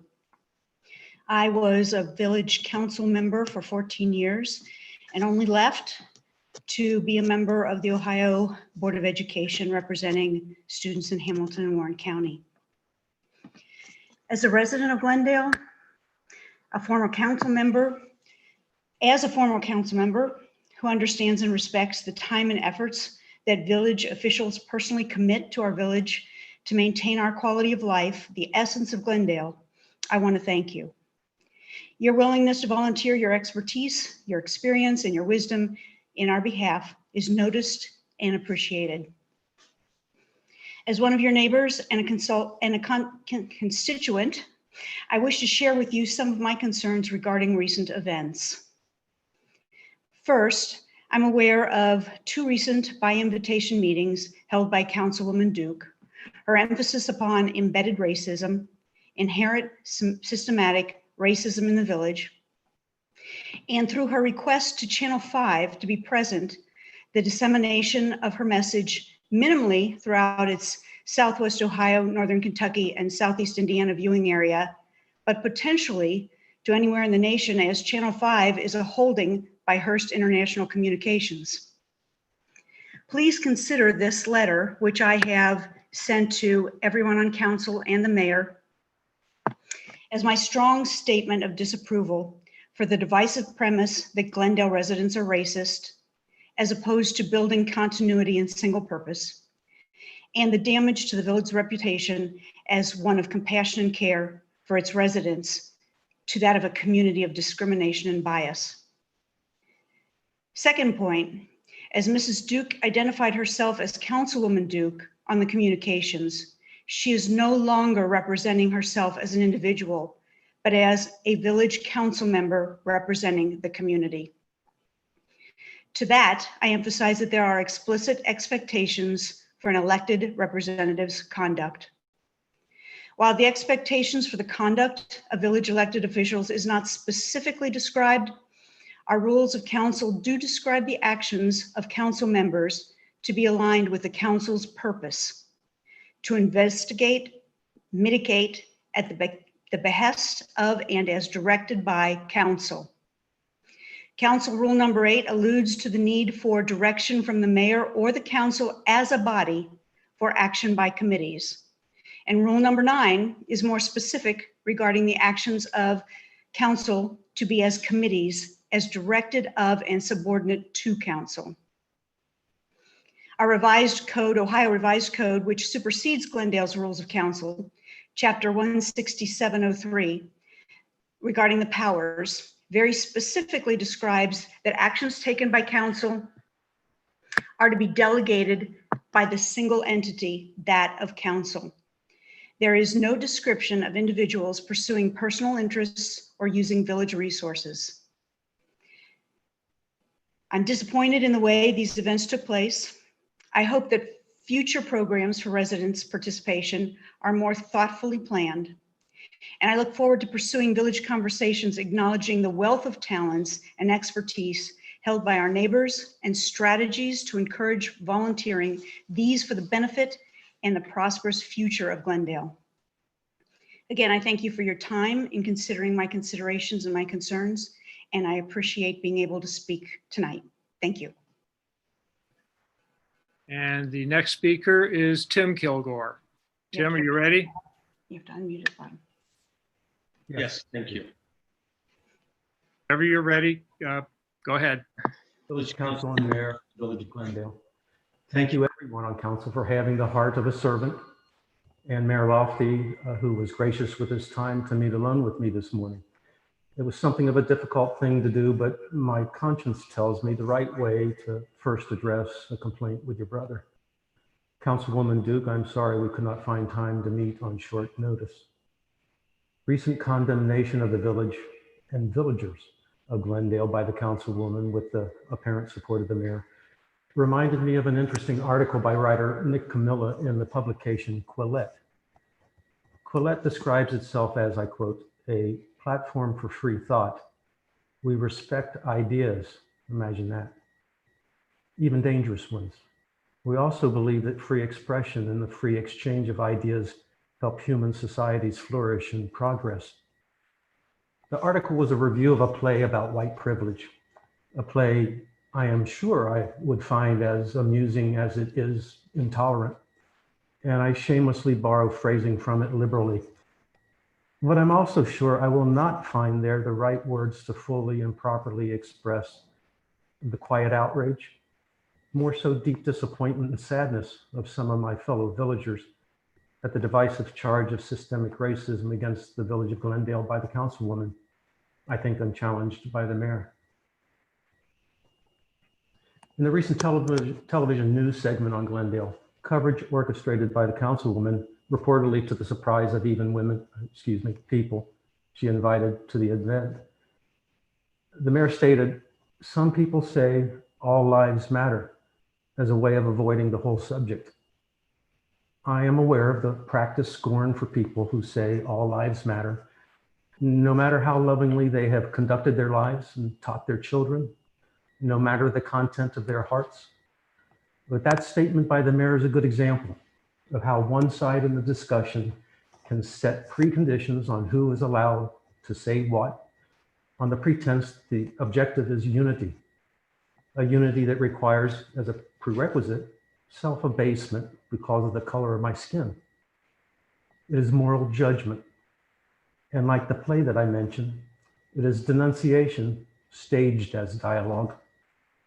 Councilwoman, you have lived in Glendale much of your life, including 2 years honorably on village council and years of membership in other Glendale institutions.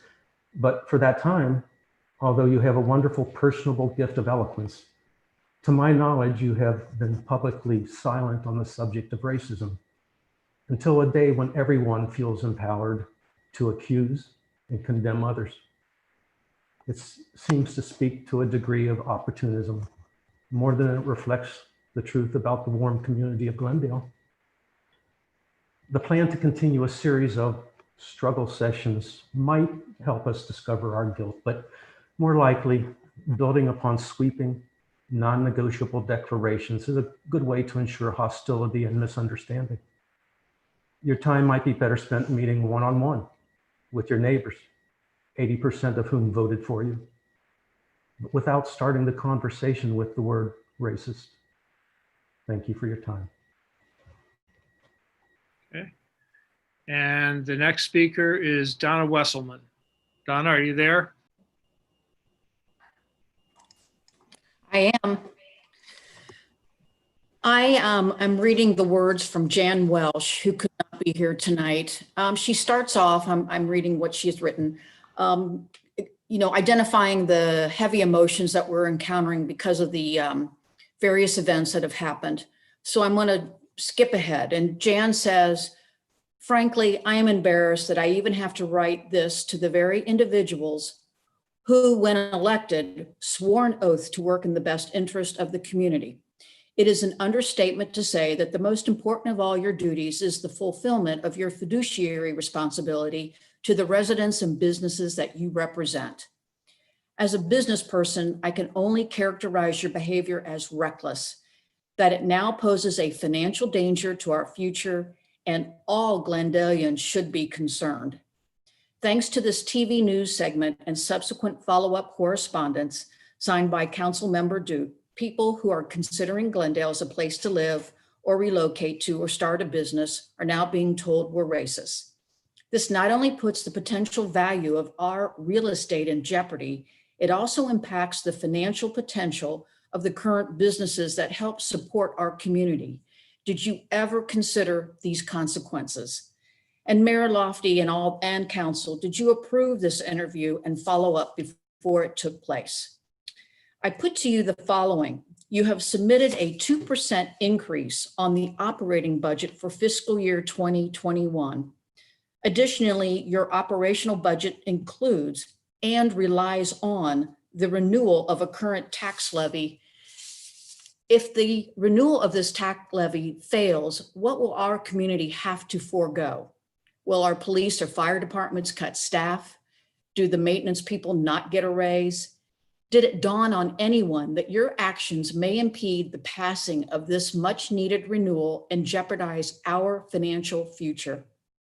Common sense should tell you that your constituents may not be so generous after being labeled as racist.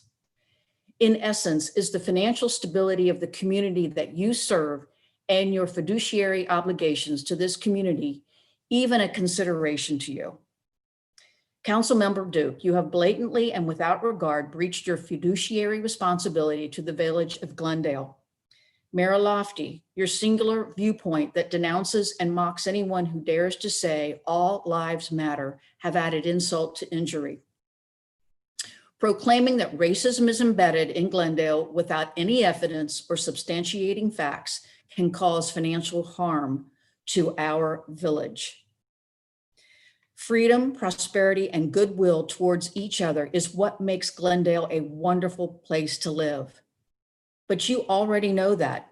You must know that because these are the words that you wrote, and I'm speaking to Councilwoman Duke, on your bio for your position as a Glendale Council member. These were based on your 30 years of residency as a Black woman in the village. And I quote, "People who live and work in Glendale make it what it is today and tomorrow."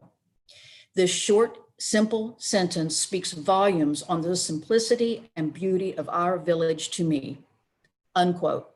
So why the grandstanding? Not surprisingly, as a resident, I want to know how council intends to undo the damage that has been done. I want assurances that as elected officials, you will honor your commitment to work for the good of the community you represent and not your own interests. I want to know that you understand that your words and actions can affect the value of our homes and the futures of our businesses that support our community. I do not think that is too much to ask. Respectfully submitted by Jan Welsh. Thank you. Our final speaker is Richard Schwab. Richard, are you there? Richard Schwab, are you ready?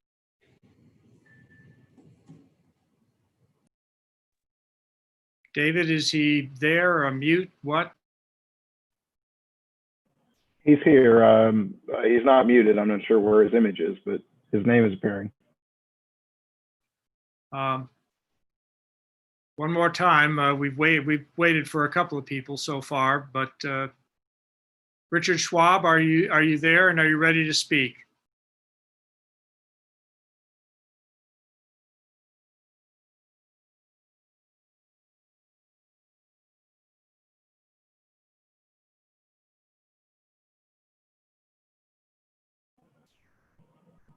His videos appeared, but I'm not sure about his audio. I see him just now coming online. Richard Schwab, are you there?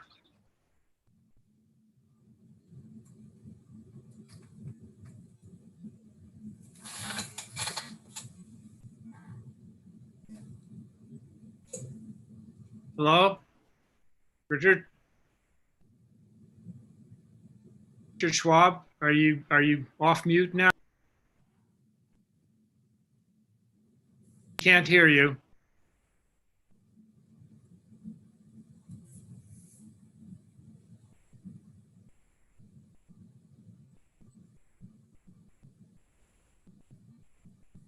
Richard, is this a technical problem?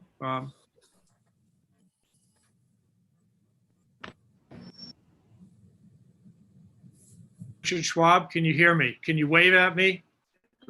Yes, I can hear you. There we go. Richard, you are now available. All right. Well, I just want to say that I support Marilyn Duke.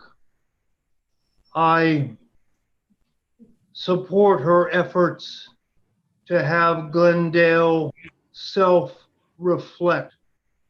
I've always believed as an educator that self-reflection always leads to growth and improvement. Marilyn is asking Glendale to do nothing more than a community to embrace the concepts of renewal and enrichment and enlightenment. Marilyn is intelligent, highly educated. She is good-hearted, and she is forward-thinking. My biggest hope is that all the rest of us in Glendale can be the same. Taking a good, hard look at who we are and how we operate and how we might improve ourselves is only healthy, and it's the only way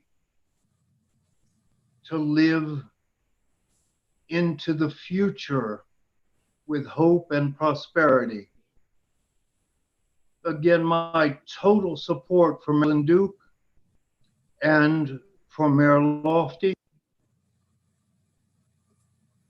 I hope the ugly underbelly of Glendale that is exposing itself right now won't get in the way of what could be a much brighter future for all of us.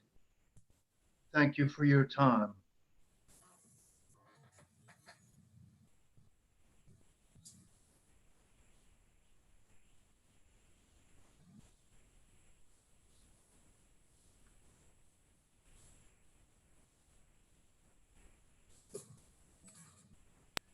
Okay, I guess we have one more speaker whose name was not on my list, but he did, I'm told, sign up before our deadline. So I am going to invite Jim O'Brien to come forward and speak now. Thank you, Mayor. Thank you, council people. I appreciate the time. If you don't know me, my name's Jim O'Brien, and I would venture to say I probably have about as long a tenure in Glendale as anybody. My mom was born here. My grandmother was born here in 1912. My mom played in Lake Park when you had to swim in it. So that's how long we've been around. A lot of you probably don't even know there was an apartment above the Friendly Stop. And so if you're ever seated at the back part of the Friendly Stop, that was formerly my mother's living room.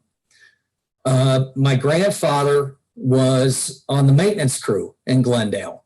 He planted many of the trees now along the greenbelt. So Glendale soil is literally in my DNA.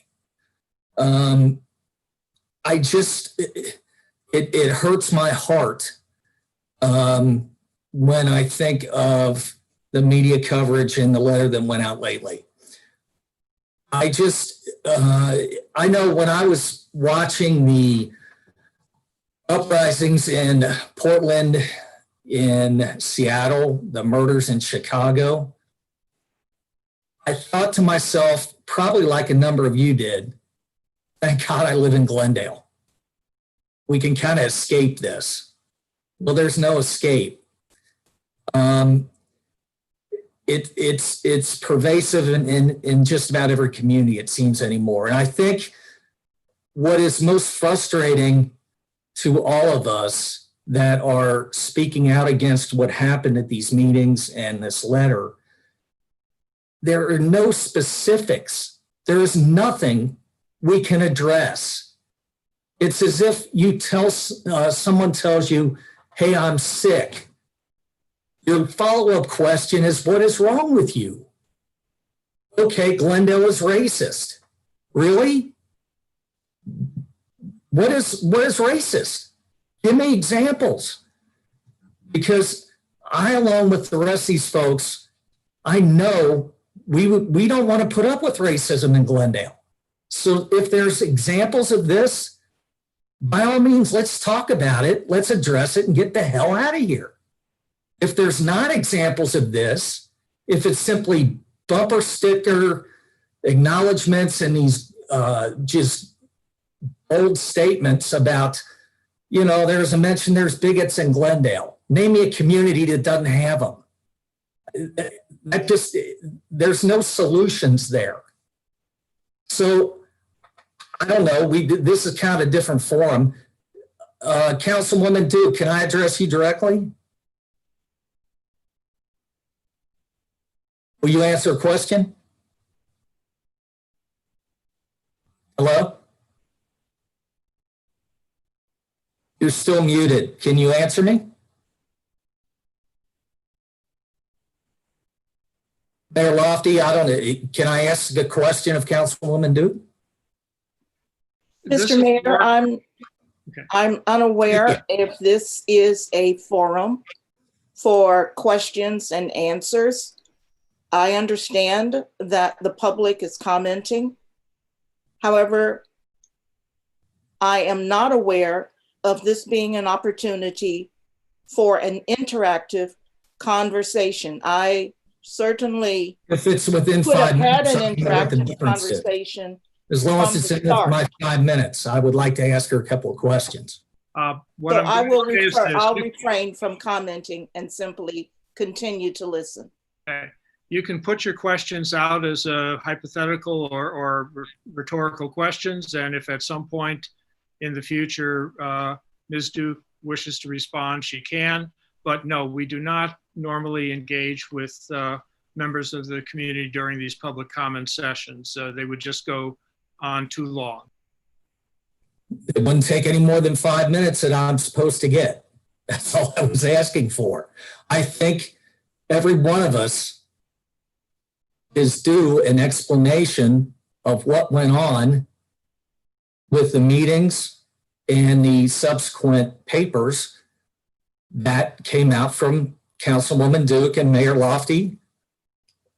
I assume you're the one that approved it, correct? I'll take that as a yes, because I don't think it would get past you if you didn't approve it. So I guess I have, again, everybody here nobody's in favor of racism. Nobody in this village wants any negative racism or other things in our village. It's so frustrating for us, especially like myself that was born and raised here, and my family goes back 100 years. And my best friends lived on Washington, and they lived in Lincoln Heights, and they lived back on Jefferson in that area. And did we see color back then? Yeah. We saw green because we were all playing baseball and that was the color of our uniforms, just like it is today. That's the only color we saw. And so I was shocked when all this came out about Glendale. And I really think it is You have about a minute. I think it's very unfair to make blanket statements about inherent racism and have no validation and no facts to back it up. And Councilwoman Duke, I voted for you. My wife worked on your campaign. I heard nothing but good things about you. You're obviously well educated. You're very intelligent. I very much thank you for your volunteer time on council. But what you have done to this village is wrong. And you need to own up to it. And Mayor Lofty, you need to own up to it. If you have examples, let's talk about it. If you don't, put this to rest. Thank you. Okay, that concludes the public presentation section for this evening.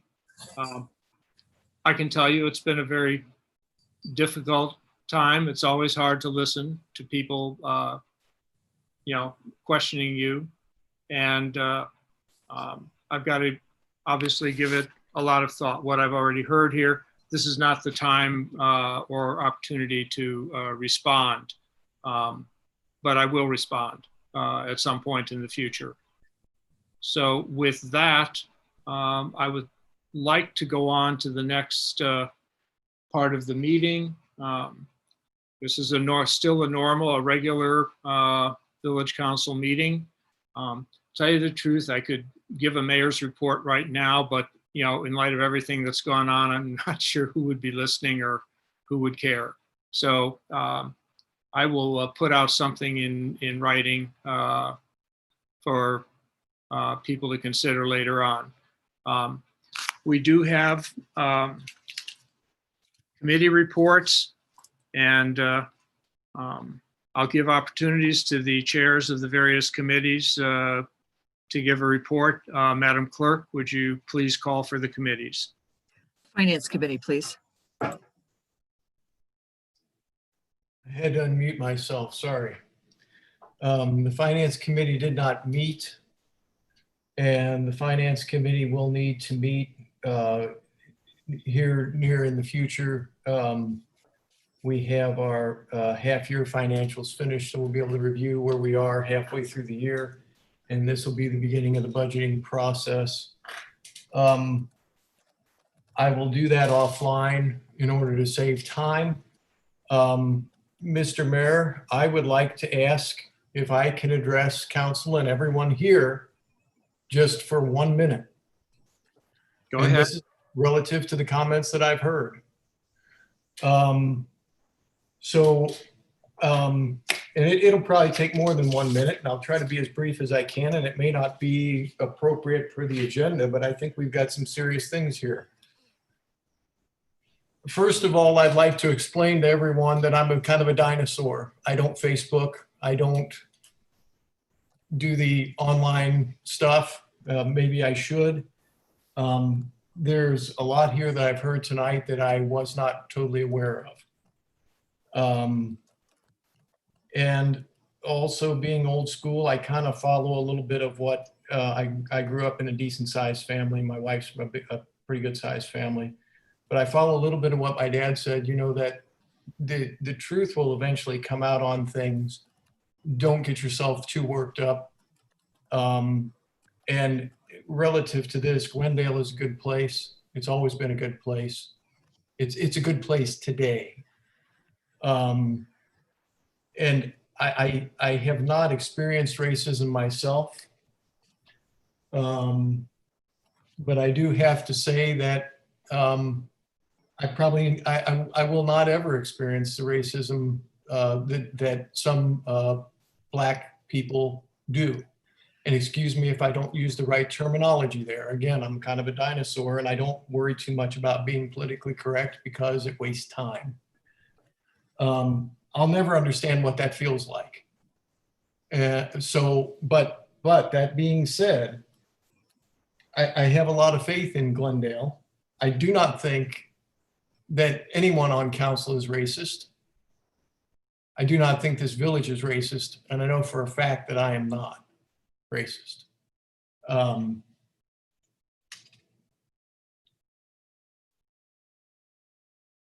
I've talked openly and honestly about my experience here in Glendale. If you go back a few council meetings, you'll see some things about that. And you'll also understand how much faith I have in Glendale. I see one of my soccer players now in the camera.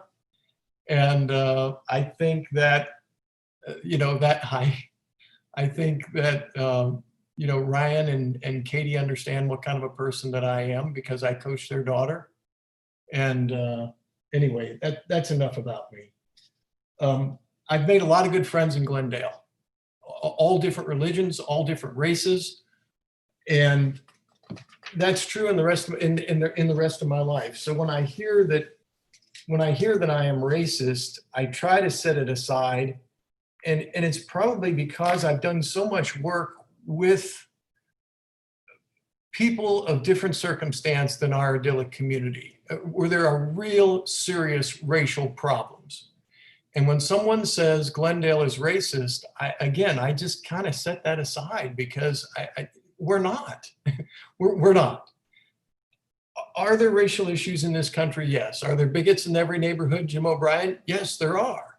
But I don't think Glendale has a race problem. Now, I will say that it probably makes sense for some discussions to be had, but at no time were these discussions ever sanctioned by council.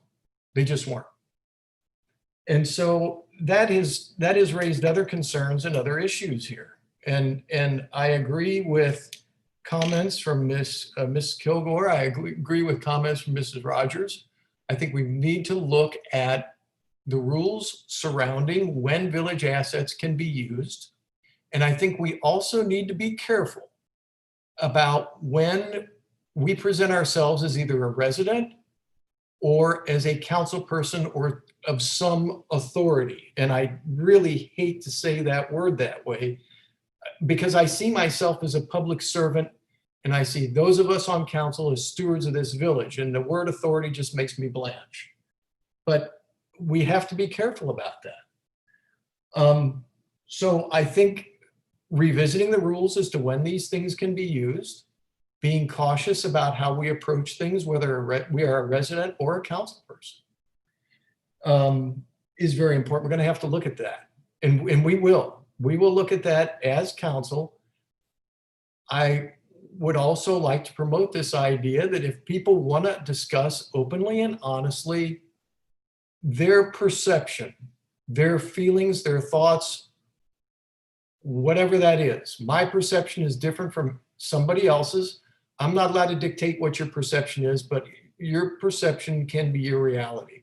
If there are issues in Glendale, like Jim O'Brien said, I want to know about them because I'd like them to go away too. Again, I've seen areas where racism is a problem. This isn't it. Not the extreme that I have seen. Some of my good friends grew up in Over the Rhine and barely made it, and have said that if not for certain institutions that I volunteer my time for, they probably would have not made it out of their childhood. They probably would have died before they reached adulthood. So that's where racism, racial tension, problems with poverty, those are real issues. We don't have any problems here, folks, when you consider that. So we should come together and appreciate it and recognize what we have and minimize divisiveness and talk to each other openly.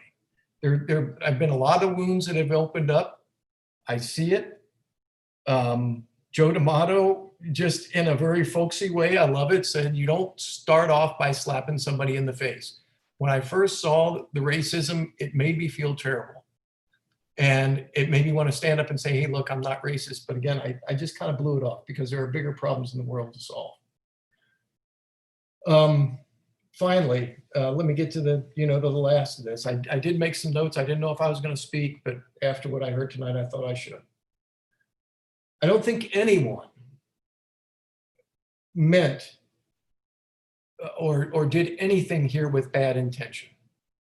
I don't think any of our racist or any of this racist comments, I don't think that was designed to hurt Glendale. I don't think there was bad intention there.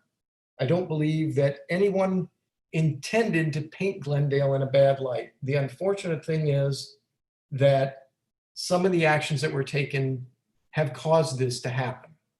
If people in our own community are feeling it or perceive it that way, here we are again at perception, people outside of our community are perceiving it possibly in a similar fashion. That's a little bit scary. I don't think anybody here is intentionally trying to hide anything or not address the issue. My sin is this idea that, we'll all get along, this too shall pass, it'll be okay. I didn't realize how deeply this had scarred some of our people here and how deeply this had affected our community. And our community needs to heal. But I don't think anybody's intentionally hiding anything. I don't think anybody's intentionally ducking anything.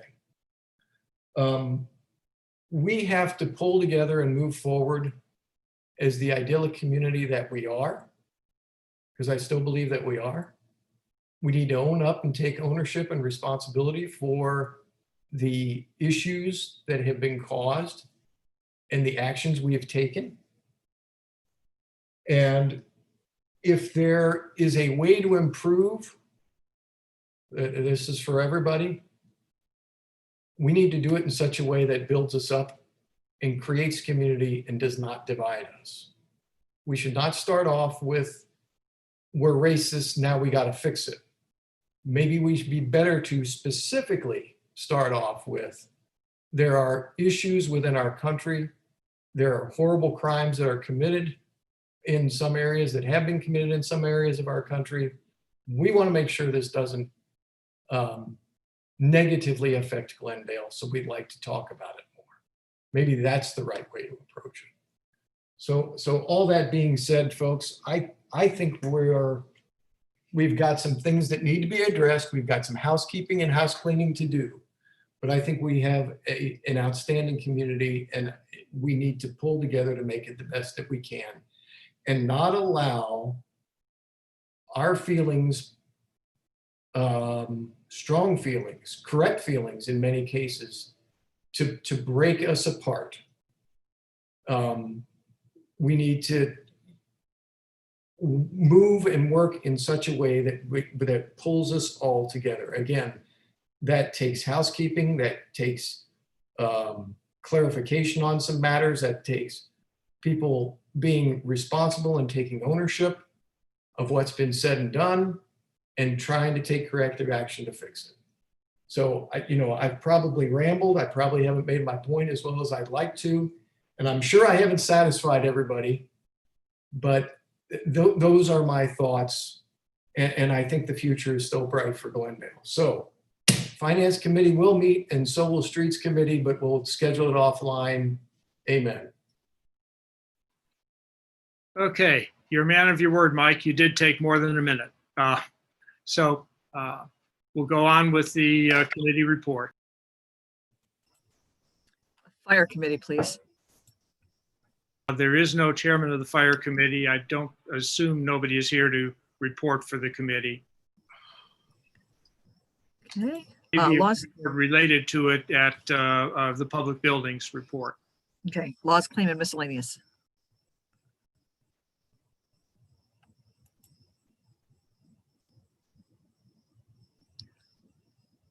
Marilyn, you're on mute. Thank you, Becky. So much has been said here this evening that warrants further conversation. And we all know this is not a forum for that kind of interactive conversation. I am buoyed by the comments I've heard this evening. from those who spoke candidly, and also by the comments I continue to hear. And I look at who I'm hearing from this evening and who I am not hearing from this evening. And when I look at the gallery of people, I'm noticing a huge void, a gap. We are here in this meeting, and there are other conversations going on in other meetings. We do need to find a way to come together and communicate and talk respectfully with each other. So on that score, I would agree with what my colleague Mike Bessel has said. We need to find a way to come together and talk. The conversation occurred at Christ Church, Glendale, with the leaders of Glendale's civic groups and a few other residents representing the diversity among Glendale as much as possible. That conversation, of course, included Mayor Lofty, Police Chief Warman, School Resource Officer Rocks, myself, the rector at Christ Church, and others whom I simply won't name. Arlene Howeller was there, yes, she has said that. But we also had the candid participation of the leadership of Glendale's community groups, by and large, with one or two exceptions. This was not a gathering of handpicked people by Marilyn Duke to come and sing a choir. This was also, most importantly, an opportunity where these leaders and residents could interact in small groups. We tonight do not have that opportunity, and it is lacking. I understand again that other conversations are going on in Glendale where diverse people are coming together and doing that, interacting. And until we can reach that point, we're having two different conversations, talking over each other's heads, so to speak, and not really interacting and communicating with each other. This is not helpful, and I'd like to avoid that. So I am looking for opportunities to have those kinds of meaningful conversations. Let me move on and address one or two specifics, because obviously emotions are rising high. A lot was said, a lot of accusations are out there. One is definitely that the newsletter that was written, the summary of that July 1st conversation, does not say Glendale is racist. That I categorically contest and deny. That came from somewhere else, social media, I know not where, but that is not what that communication says. It says racism is embedded. And as the CEO or president of Procter & Gamble has published on their website, racism is embedded and you don't know it's there if you don't know it's there. I may be paraphrasing him, but in a nutshell, that's what it says. And so we need to reach out and listen to other people in the community who don't look like us, who are not in our socioeconomic bracket, who do not have that kind of financial security, and who are crying out to be heard, to be heard. So I have called upon you to listen, and I am very grateful for having done so with the rector at Christ Church, Glendale, and to have used the model put forth by Bishop Curry in the dialogue on sacred ground. This is not something that was made up by me or by the rector or by Christ Church. This is something that several churches, a number of churches are using. That dialogue has some ground rules, some basic rules of civility for having a conversation on racism. It is an emotional conversation, and there's the need for that level of basic rules, common ground rules, so to speak. That dialogue also has a working definition and meaning of institutional racism, systemic racism, so that people can have a common framework. This information was shared on July 1st, and out of that came some comments in the small group meetings, which were synthesized and put forth. And yes, I had been asked by a number of Glendale residents to publicize what was said. Let us know what was said. And a summary was put forth. Now we need to find some healing ground in order to move forward. And we need to do so without leveling accusations and getting our backs up and being defensive. I hope that we can listen to each other. I hope that we can learn from each other. And I certainly hope that Glendale, our village, can grow. Thank you, Mayor Lofty. I'd like to briefly report on the Laws Committee meeting. We did meet in July. And I can briefly say that there is no recommendation or action item coming from that meeting to council. In behalf of the committee, I thank Chief Warman for speaking with us then, for reporting that he has adequate tools and is not requesting legislative action to further protect the village against defacing, damaging, or destroying public property. Also, in behalf of the committee, I would like to welcome, hopefully, Councilman Kreidler, if he is to serve on that committee, and to say that we look forward to working with you, Will. Mr. Mayor, this concludes my report. Thank you. Thank you. Police committee, please.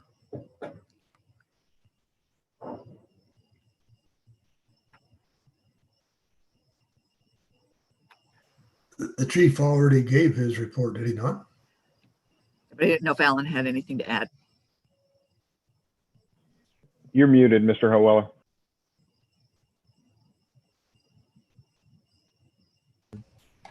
Okay, we did have a meeting in which we discussed a number of different things. Among that is the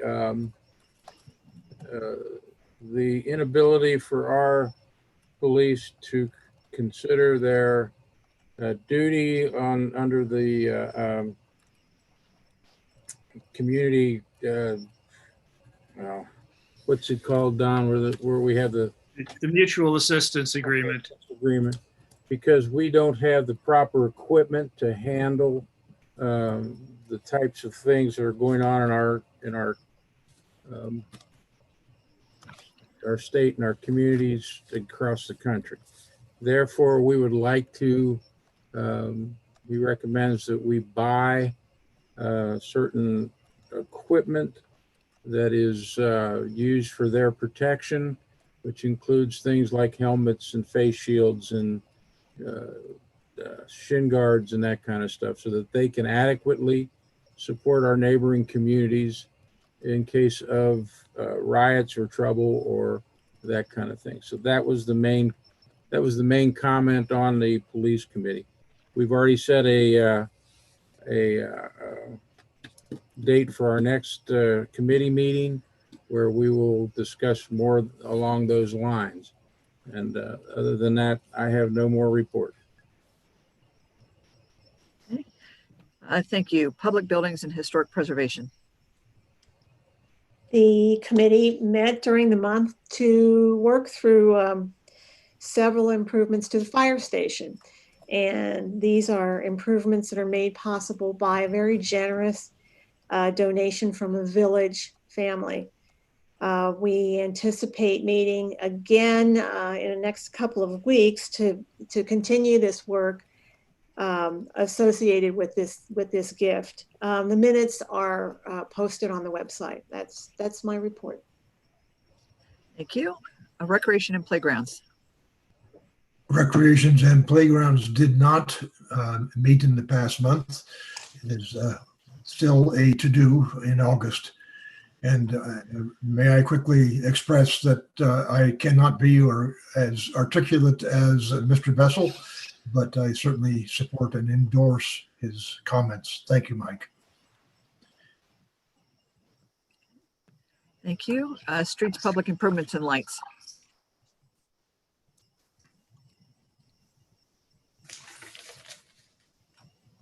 That's me again. And as I mentioned, the Streets Committee will meet and we'll schedule that offline. We'll soon see Tom Waldorfer and Wally Cordes' crews out resurfacing some of the roads that they've identified for work this year. That's the report. Thank you. Utilities Committee, please. The Utilities Committee did meet to review progress and plan for further improvements in the operations of the village utilities, the water system. And some of that improvement is obvious, as we all can, I won't say enjoy, but recognize as the water main progresses very quickly to be complete. And as I understand it, it will be done much more quickly than we anticipated. And that is the end of my report. Thank you. Okay, that concludes the committee reports. We have reports from the Clerk and Treasurer. Madam Clerk, do you have a report? I do not have a report. Mr. Treasurer, can you give us your report? Yes, I've already forwarded the investment report summary for July to council for your review. Investing in this environment is more and more challenging as the rates are continuously dropping to almost nothing. But I think we'll be okay to meet our commitment for the rest of the year. I look forward to our finance meeting, as I really am interested to see how we're doing for the year and see how we're going to finish out the year for the budget. And as Mike mentioned, preparation for 2021. So that's all I have. Okay. Turning now to financial reports. We have received several financial reports. There is a general checking report that for the general fund, and it runs through July 31st. There is an enterprise checking fund that also runs through July 31st. There is a revenue report that runs through June 30th. There is a revenue and expenditure report that runs through June 30th. There is an expenditure report that runs through June 30th, and a cash transactions report that I believe also runs, through June. So do I have a motion to acknowledge receipt of these reports? So moved. Second. All those in favor? Aye. Aye. I will now entertain a motion to adjourn. So moved. Second. All those in favor? Aye. We are adjourned. Thank you. Thank Thank you. you all.